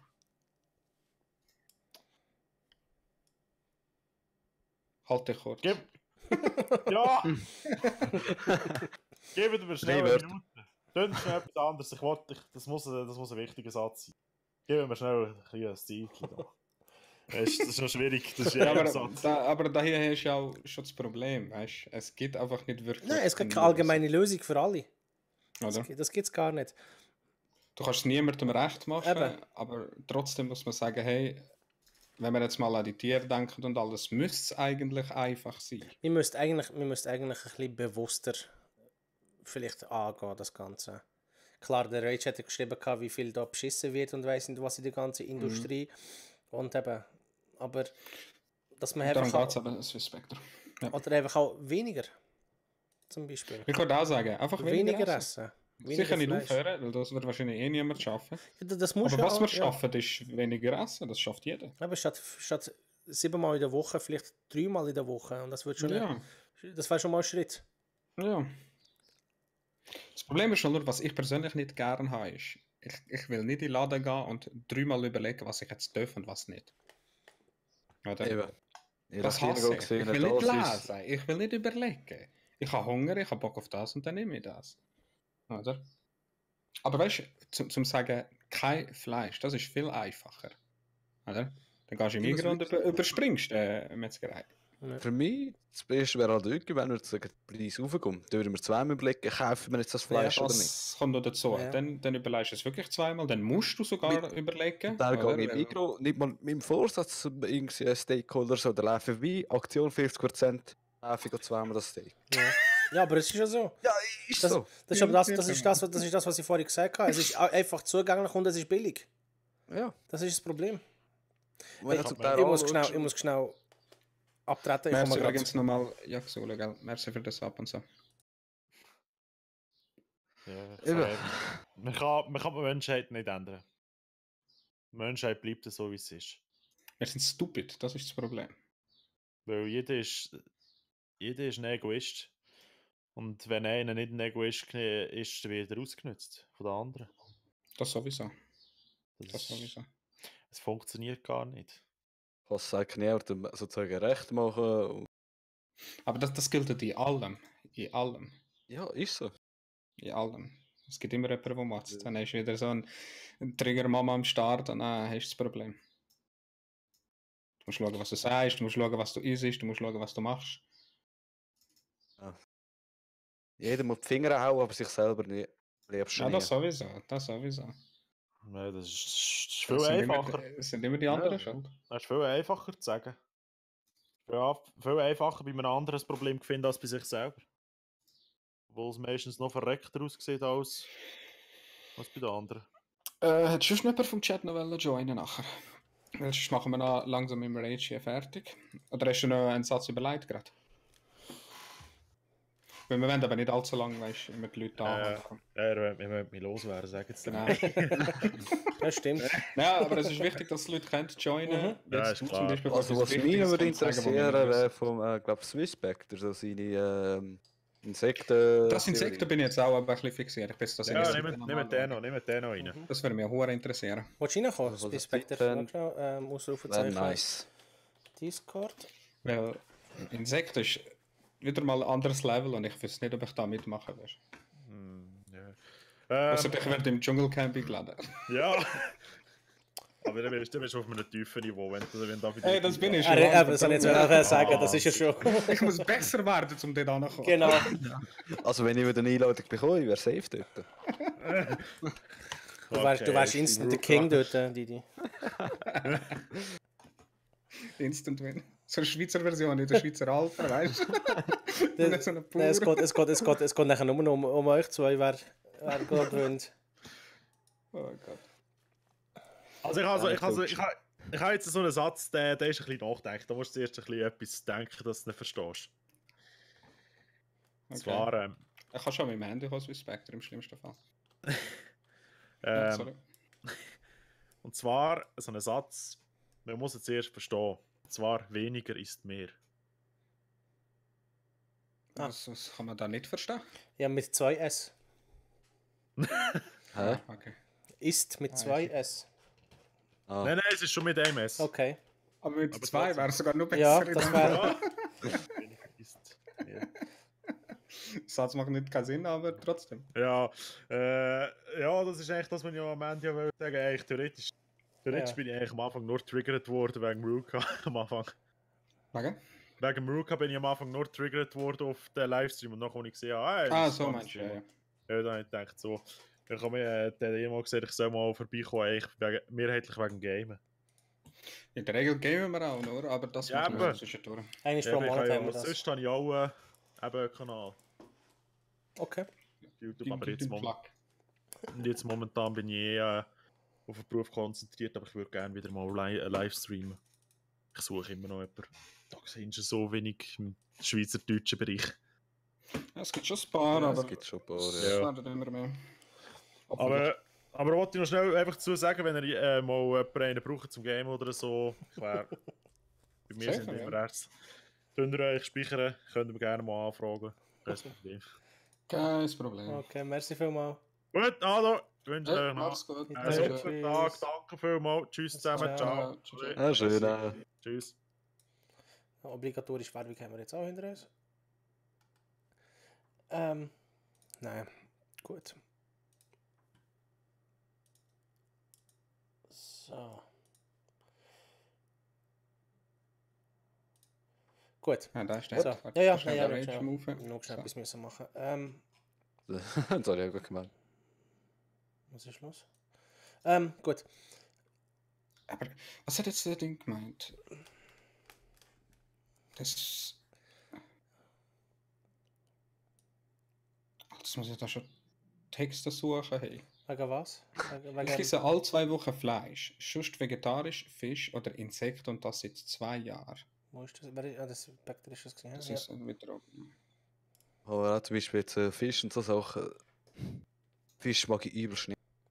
Ich habe Fischstäbchen ist natürlich schon top. Nein, ich nehme Fischstäbchen gerne. Aber Also sagen Sushi geht. bist du dort dabei gewesen, wo wir beim Vega dort Basel da in dem Ding Ja. essen sind? Oder? Dort, habe wo ich du auch Rösti Fisch gegessen hast. gegessen. Ja, habe ich auch. Das ist eben das gegessen. Komische bei mir. Zum Beispiel Aber so Sushi ist zum Beispiel gut. Ja, eben Sushi-Sachen habe ich übelst gerne, aber gekochten Fisch kriege ich nicht oben. Der Fischgeschmack ist so lala. Ja. Darum, also wenn ich Sushi esse, dann habe ich ja relativ viel Sojasauce und Wasabi drauf. Also viel Fisch schmecke ich nachher nicht mehr. Also ich esse auch gerne Fisch, also mir ist es egal. Es kommt drauf an, wie. Da bin ich schon ein bisschen heikel. Nein, ich nicht. Allgemein asiatisches Essen bin ich ein bisschen heikel. Ich liebe es. Nein, habe ich auch gerne, solange es kein Fisch drin hat. Eben so mit Poulet, Enten, Wenn du schon mal da bin indisch ich voll gegessen. dabei. Ja, habe ich Kurzwürst. Ach komm. Ich habe einen indischen Kollegen. Jedes Mal ladet er mich hin und ich habe 1000 Ausreden. Spectre, Johnny Wartekanal. Und dass ich heiratet nächstens, oder? Und dann Und ist ja. er auch fett aus und ich muss so tun, so, oh ja, hey, super, hey. Nein, Gut. wo war das gewesen? Ich weiss nicht, ob das Amsterdam war oder das Lorette Mar, sind wir ein indisches Restaurant. Also es sind schon gute Sachen, aber nicht alles. Nein, ich mag, die tun mir viel zu viel Gewürz drauf, an alles. Ich tue schnell den Spectre reinholen. Das finde ich aber so geil. Nein, Okay, er ist... es schmeckt zum Beispiel, das Fleisch hat nicht mehr nach Fleisch geschmeckt, sondern nur noch nach Currypaste oder so. Ich habe einfach Curry nicht so gerne, das ist mein Problem, aber sonst finde ich die Ich Sachen mag noch Curry gut. gerne, aber eben nicht Ich so habe stark. auch. Ich esse eben nicht so gerne. Also ich hole den schnell rein. Ja, Hello? Sali. Hallo? Hört ihn jemand? Nö. Hallo? Ah, jetzt. Ja, Jetzt. Hallo? Hallo zusammen. Ihr hört mich, hä? Ja, jetzt hören wir. Ja. Jetzt ist schon der zweite da, der so eine richtig tiefe, schöne Stimme hat. Hey. Danke. Hört ihr mich? Ja, man hört. Ja. Ja, Hörst du uns? Perfekt. gut. In dem Fall nicht. Hörst du uns, Swiss Spectre? Oder bist du im Stream am Hören? Hallo? Swiss Spectre? Inspector Jack? Okay, warte. Was sagt Chat? Meine Mama ist auf einer Fischzucht. Schon. Damn, die muss ja schmecken, hey. You sollte wieder mal wieder. Ich kann jetzt zurück, wer ist dran? Ah, easy. Merci Rage, gell? Er ist aber mit dem Handy drin. Ich habe auch letztes Mal mit dem Handy joinen, das Problem gemacht. Sixor, ich habe Metzger gelernt. Ah, der Sixor ist also derjenige, der alle schlachtet. I see. Okay. Weißt du was, ich gehe schnell zum anderen zurück, weißt du, die 6 Gründe? Nicht? Ja, gang da zu dem. Nein, Rocker, schlimm schmecken tut es nicht. Gut, Stinker verlaufen. ich tue es schnell in Stream. So, Nummer 1 haben wir ja wegen Gesundheit und so haben wir ja gemacht. Nummer 2, ihr sorgt für saubere Gewässer und Böden. Massentierhaltung, gegen die übrigens kürzlich eine Initiative lanciert wurde, bedeutet immer auch eine Belastung für unsere Gewässer und Böden. Die Überdüngung führt bei vielen Schweizer Seen zu Fischsterben. Der Sempacher und der Baldeckersee müssen sogar mit Sauerstoff künstlich beatmet werden. Laut Bundesamt für Umwelt ist die Nitratbelastung im Grundwasser in vielen Ackerbaugebieten zu hoch. Es gibt, ich glaube, es im Pazifischen Ozean oder so, Dead Zones. Also dort gibt es kein Leben mehr. Ist alles ausgestorben, wegen der Überdüngung und so weiter. Wo? Im Wasser? Ja, im Meer, im Aha. Ozean. Du meinst wegen Überfischung und so? Nein, das ist auch noch ein Grund. Aber es ist eben nicht Überfischung, sondern es wird eben wegen dem Abfall Zu sauber. Ah, sorry. und sauber, darum. Hä? Meinst du das jetzt legit? Das würde mich aber nicht wundern, weißt du, wenn etwas zu sauber gemacht Ja, worden ist. ja, dass es es gar nicht keinen natürlich Nährstoff ist. mehr hat und so. Genau. Das kann schon sein. Also ich weiss jetzt nicht, ein ehemaliger Arbeitskollege von mir, der ist richtig Okay. angefressener Fischer. Mhm. Der ist aber eben im Fischerverein und so, und die tun alle Jahre gewisse Fische zum Beispiel sehen. Aber das Problem ist, am ersten Tag, was jetzt die Fischersaison eröffnet wird, man hat gemeint, sicher die Hälfte wird dann schon rausgefischt. Da geht jeder her, holt sich seine 10 Fische und dann ist fertig für die Season. Okay. Ja, Also, die da sind gibt es dann sozusagen den Fisch gar nicht die Möglichkeit, um sich natürlich weiterpflanzen, sondern es wird eigentlich nur noch aufgezüchtet, reingeschmissen, rausgenommen, aufgezüchtet, Genau. reingeschmissen, rausgenommen. Es gibt in Amerika eine früher letzte ist halt auch noch Ding, Oh, wie Staudämme und alles. In Amerika gibt es ja so Szenen, damit die Fischer überhaupt etwas haben, dann sie immer nachfüllen mit Flugis. Ja. Das ist abgefuckt. Hey, sieh so, es gibt Geld. So einfach, es gibt Geld. So schaut die Industrieländer nicht auf die Umwelt. Und wieso führen wir Diskussion? Hey, Money, ja. aber ich habe es vorhin gesagt, das ist eine riesige Viehzuchtlobby, die es gibt auf der ganzen Welt. Und die sind zum Beispiel in der Dokumentation bei Cowspiracy, keine Umweltorganisation hat darüber geredet, über die Probleme mit dem Viehzucht. Sie hat zum Beispiel gefragt, wegen der Treibhausgas. Was das grösste Problem ist allerdings bei Treibhausgas. Und alle haben gesagt, Greenpeace hat nicht einmal ein Interview gegeben, die anderen haben alle gesagt, ja, eben wegen fossile Brennstoff, Autos und bla bla bla, Kohle und weiss nicht was. Aber irgendwie 51% vom gesamten Treibhausgasausstoß kommen von Kühen. Und Viehzucht. Eben.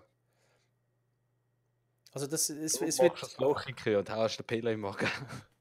Es ist aber nicht nur mit dem gemacht. Ich meine, du tust Wälder roden, du tust Wasser Ja. verbrauchen. Was war es? 1 Kilo, 16.000 Liter für 1 Kilo Fleisch. Also auch wenn du Ja. du könntest, du musst, weißt doch nicht, du könntest irgendwie wahrscheinlich ein Jahr lang duschen mit dem oder so. Zweimal bei mir.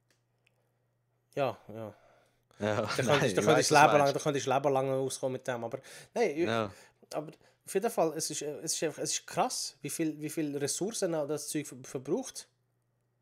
Ja, da Dings, Fleischkonsum, da auch wieder das Bild zum Beispiel, wie Regenwald gerodet wird. Es wird jede Sekunde wird Fußballfeld große Fläche gerodet in Brasilien.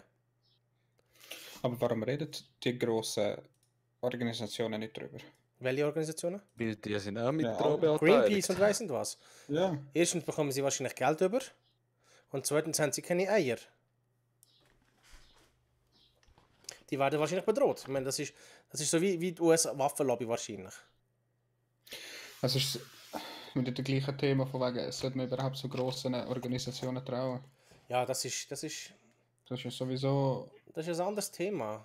Ich meine, Aber ich meine, wenn Greenpeace da nicht mitmacht, ja, eines der grössten, oder?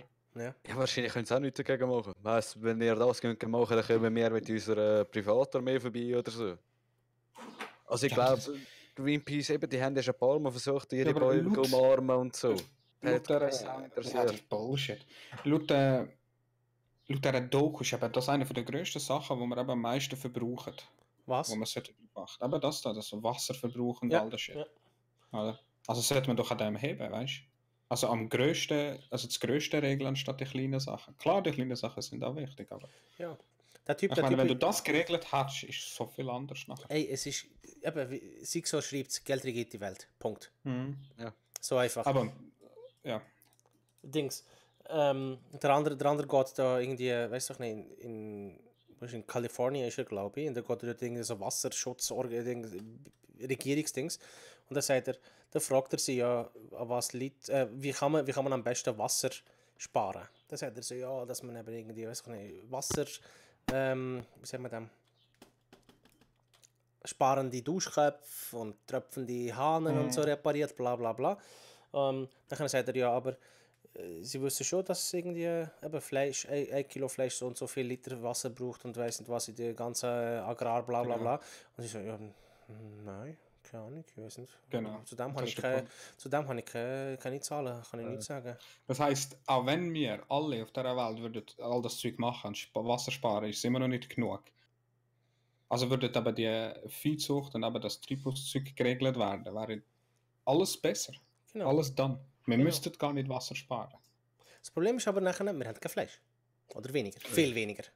Viel weniger, ja. Ja, das wird dann nachher, das ist dann nachher ein Dings. Luxusgut nachher. Da gehen wir aber in die richtige Richtung. Ja, ja. Also, ich frage mich jetzt noch kurz ein Ding. Ich habe ja mal schon in der Gärtnerei geschafft und wir haben auch total viel Wasser gebraucht, nur zum Beispiel zum ganzen Gemüse bewässern. Sagen wir jetzt, wir brauchen das Wasser nicht für das Fleisch. Wie viel Wasser braucht man dann für das ganze Getreide, für das ganze Das Gemüse? ist ein Bruchteil. Das ist ein Bruchteil. Also was meinst du jetzt? Was ist ein Bruchteil? Das Wasser, das du für Pflanzen brauchst, statt Wasser für Dings. Für, Ja, für aber weißt du, ich meine- Rinder.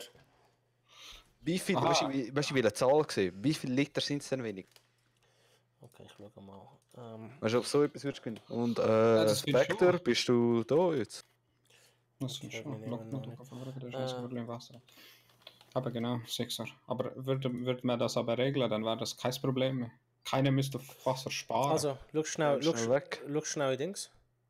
Ich stream. Ja. Ja, jetzt da Dings. Getreide und Fleisch. Pro Kilo, oder? Ja, genau. Also durchschnittlicher Wasserverbrauch für jeweils 1 Kilo Getreide oder Fleisch. Und da sehen wir jetzt den Unterschied. Getreide 1350 Liter. Fleisch 16.000 Liter. Kannst du nicht auch zeigen, wie viel ein Mensch verbraucht? Wie viel? Aha. Weißt du, ich meine jetzt nur, Das ist- zum Beispiel, das du ist brauchst einzig- natürlich um einiges mehr Alles Stahlhang. Getreide, um die gleichen Proteine und Nährstoffe aufzunehmen wie vom Fleisch. Ich meine, ob es da irgendwie eine Umrechnungstabelle irgendwie Aber gibt. gerade ein guter das- Punkt. Wenn man auf das- Fleisch verzichtet, braucht man halt vom anderen mehr.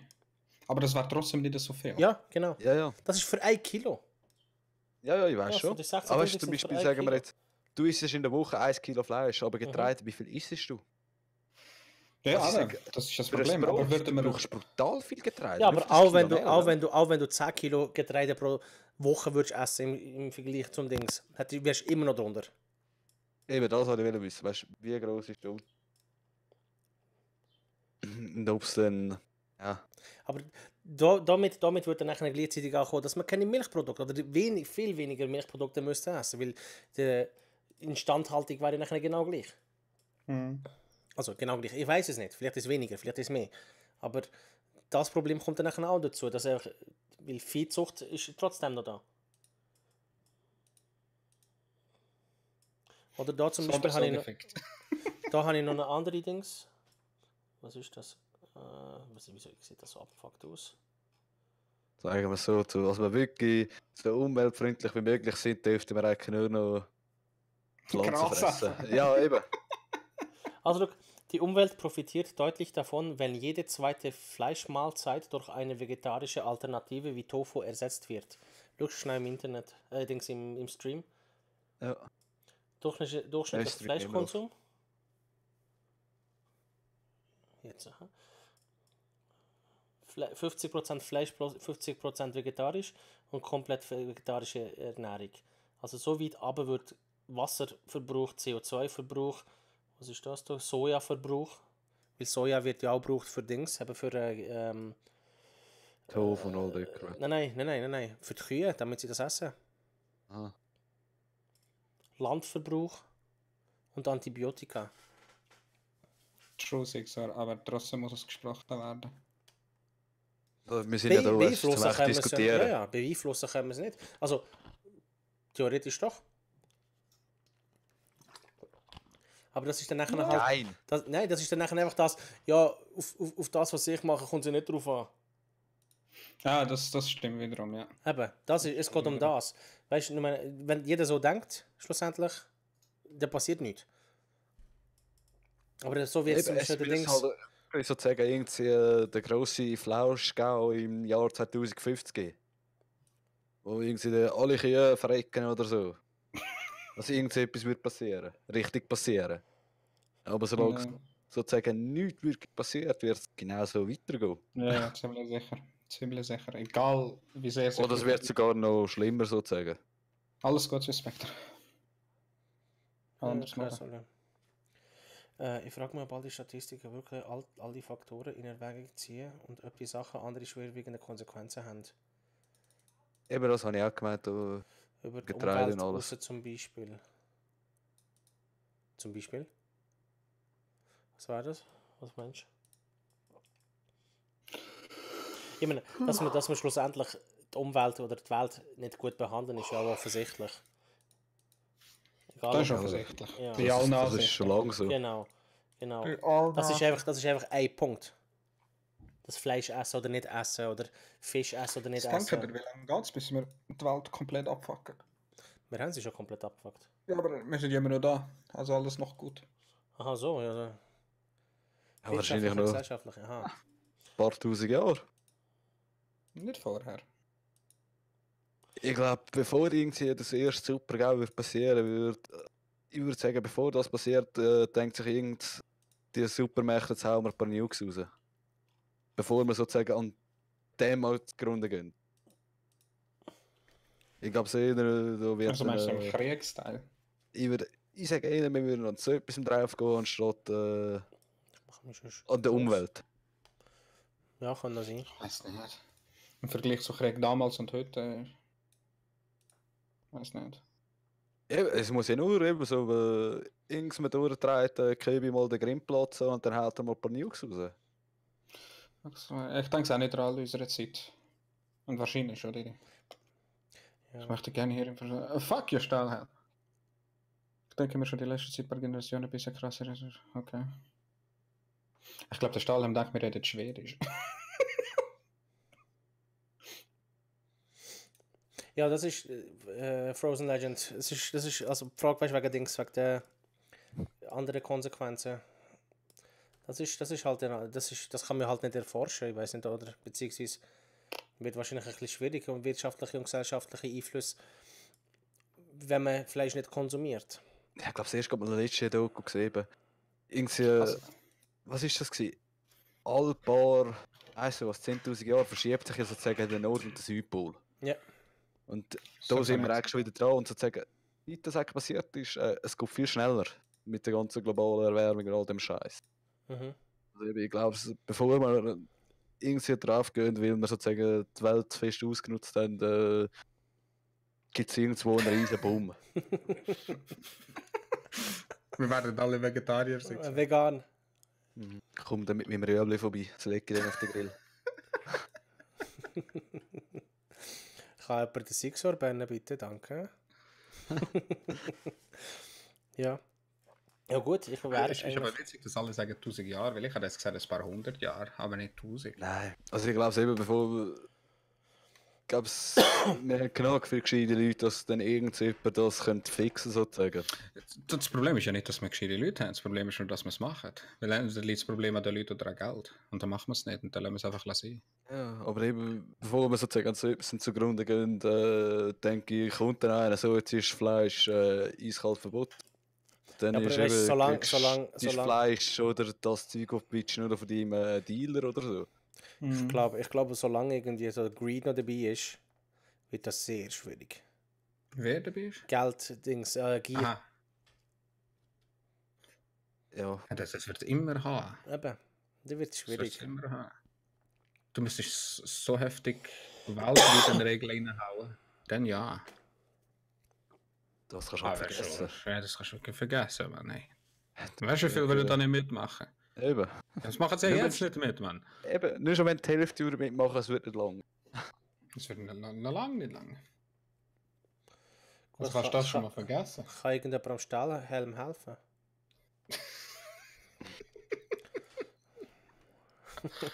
Ignoriere, fuck das. Ja, kannst du es an mein PayPal schicken.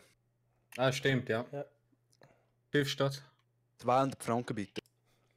Kannst du mir 5 Stutz schicken und ich schicke 10 zurück. No scam.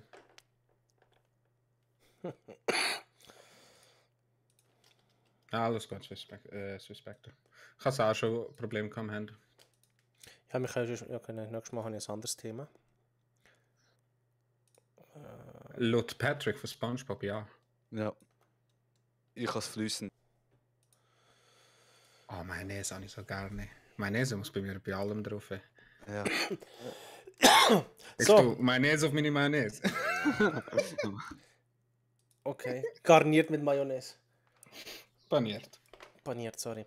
Also hey, ich glaube, wir sind so ein bisschen am Ende von unserem Mayonnaise. Ich würde sagen, dass wir langsam warte. Schluss machen. Die muss ja sowieso Ja. weg, hat er noch gesagt. Ist deine Kamera wieder drin? Du machst die Kamera wieder Oh rein. shit. Gott sei Dank. So, Hallo. gut. Gut. Schnell schauen, ob ich jetzt live gehe oder nicht. Also gut, dann würde ich sagen, dass wir langsam Schluss machen. Wenn Sie jetzt Schluss Sag machen. jetzt schnell noch Satz 2. Geben wir mir eine Minute. Ein Satz. Sag du den zweiten? Didi? Zweitsatz. Gut. Wann sind wir wieder online? Nein, Papi, nicht offline gehen. Ja. Also ich gehe jetzt noch wahrscheinlich, so wie es ausgeht, schnell on. Oldschool RuneScape, Runde chillen und schnurren. Was wir jetzt nicht anders gemacht. Ich habe jetzt die ganze Zeit ein bisschen gespielt. Ja, ich bin Du bist nicht gar mehr. nicht 2 Stunden im Die Runescape. sind nicht mehr dabei. Nein, das nächste Mal ist, wo habe ich das jetzt geschrieben? Da unten, 16.06. Ja, also, ich hoffe voraussichtlich. Das Thema geben wir dann irgendeine Störe. Aber es hat mit Personen zu tun. Whatever.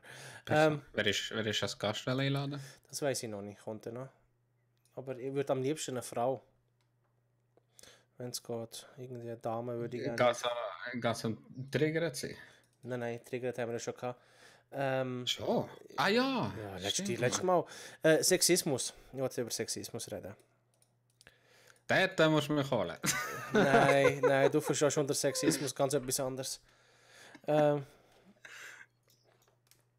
Gut, ja, dann würde ich mal Didi noch schnell das Wort geben. Kannst du mal ein bisschen Tschüss sagen? Also was ich auch gehe immer? noch schnell, ich gehe safe nachher live. Also der Head tut schnell nachher abbrechen, ich gehe noch live und dann geht es weiter. Genau. Also erst darfst du weiter reden. Didi, Ja, was willst du jetzt so hören? keine Ahnung. Also, Irgendein Fazit für dich noch oder so? Ich werde noch mehr Fleisch essen von jetzt an. nein, eben, wie gesagt, solange der Preis nicht irgendwie wird raufgehen, wird wahrscheinlich genau weiter Fleisch essen. Also, Oder auch allgemein, nicht nur du, wahrscheinlich alle. ja. Also, solange ich halt im Mikro reinlaufen und sehe jetzt 50% Kleberli Genau. drauf, dann bin ich dabei. Ja, genau. Ist 40% leider so. Level ist halt schon live. Ja, oder 75% Kleberli habe ich noch lieber. Schon. Wenn du für ein Steak 2 Franken zahlst oder so. Aber, ja, was willst du mal? Du kannst jetzt sagen, ich bin jetzt nach dem Gespräch stur Vegetarier, ich frisse jetzt kein Fleisch mehr, aber bürgen tust du nichts. Als Einzelner. Ja, eben. aber das ist immer das Problem. Ich finde das Argument einfach ein bisschen scheiße halt. Ja. Du kannst sozusagen entweder müssen, dass du dir global. Nein, du musst überzeugt sein, also wenn du es selber machst, du musst überzeugt sein, dass alles eine Wirkung hat.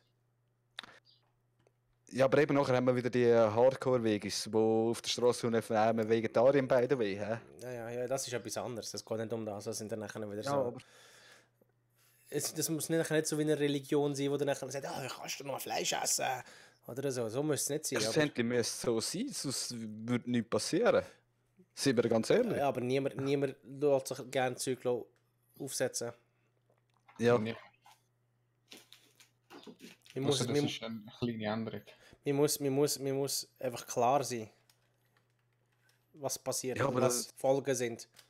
Man muss Das einfach klar weiß sein. man eben eigentlich schon. Ja, aber auch. aber Ja, ich passieren weiss. tut überall nichts. Ja, ignoriert man es halt. Ja. Ich meine jetzt auch eben, keine Ahnung, wo war das? Ich glaube, 2014 war es ja ein Veggie-Boom. Wo jeder, keine Ahnung, da plötzlich Veganer wurde, ist ein Vegetarier und alles. Mhm. Weißt du, ich sag, wie soll ich sagen? Nein, da triggert viele Leute, wenn ich das sage. Okay. Guter Abschluss gewesen. Ja. Ja. Also, hey. Fleisch okay, aber glückliche Tiere. Genau. Solange sie irgendwie. Ja, aber das kannst du ja auch nicht beweisen. Ja, ist klar. Oder sonst müssen wir einen neuen Sticker rein für einen Glyksometer vom Kuh. Ja, ja. Ja, weißt du, wie ich meine? Glücksometer. Die Kuh hat 10 Quadratmeter Feld für sich allein gehabt. Da wohne ich. Ja, eben. Ja, weißt du, wie ich meine? Er wohnt in einer Villa. Schlussendlich, du kannst auch zum Metzger gehen und der kann sagen, das ist frisch von der Weide. Schlussendlich beweisen kann man es nicht. Darf ich schon Ja. mal welcher Squad Rage? Ja. Wir schreiben noch. Ja, Rocca, ich mache fertig. Ja. Sag schnell ciao, du schnell abbrechen, dann gehe ich gerade live. Genau, also ich breche ab. Also beziehungsweise kommt noch ein Outro-Video und weiss nicht was. Und dann kommt der Rocca, der geht rein. Merci, Du machst einfach nicht lang. ja, merci vielmals fürs Reinschauen. Merci Didi und Rocca fürs Mitmachen und auch für Rage, dass er dabei war und für eine rege Diskussion halt. Es ist noch ziemlich viel abgegangen. Und wie hat der Herr geheißen, da, der noch gesagt hat? Ja, Xulu. Ja, Xulu, genau. Merci vielmals für das Abnehmen und schönen Abend noch. Bye Ah, bye. schön. Bye bye. Bis in 3 Minuten. Ja.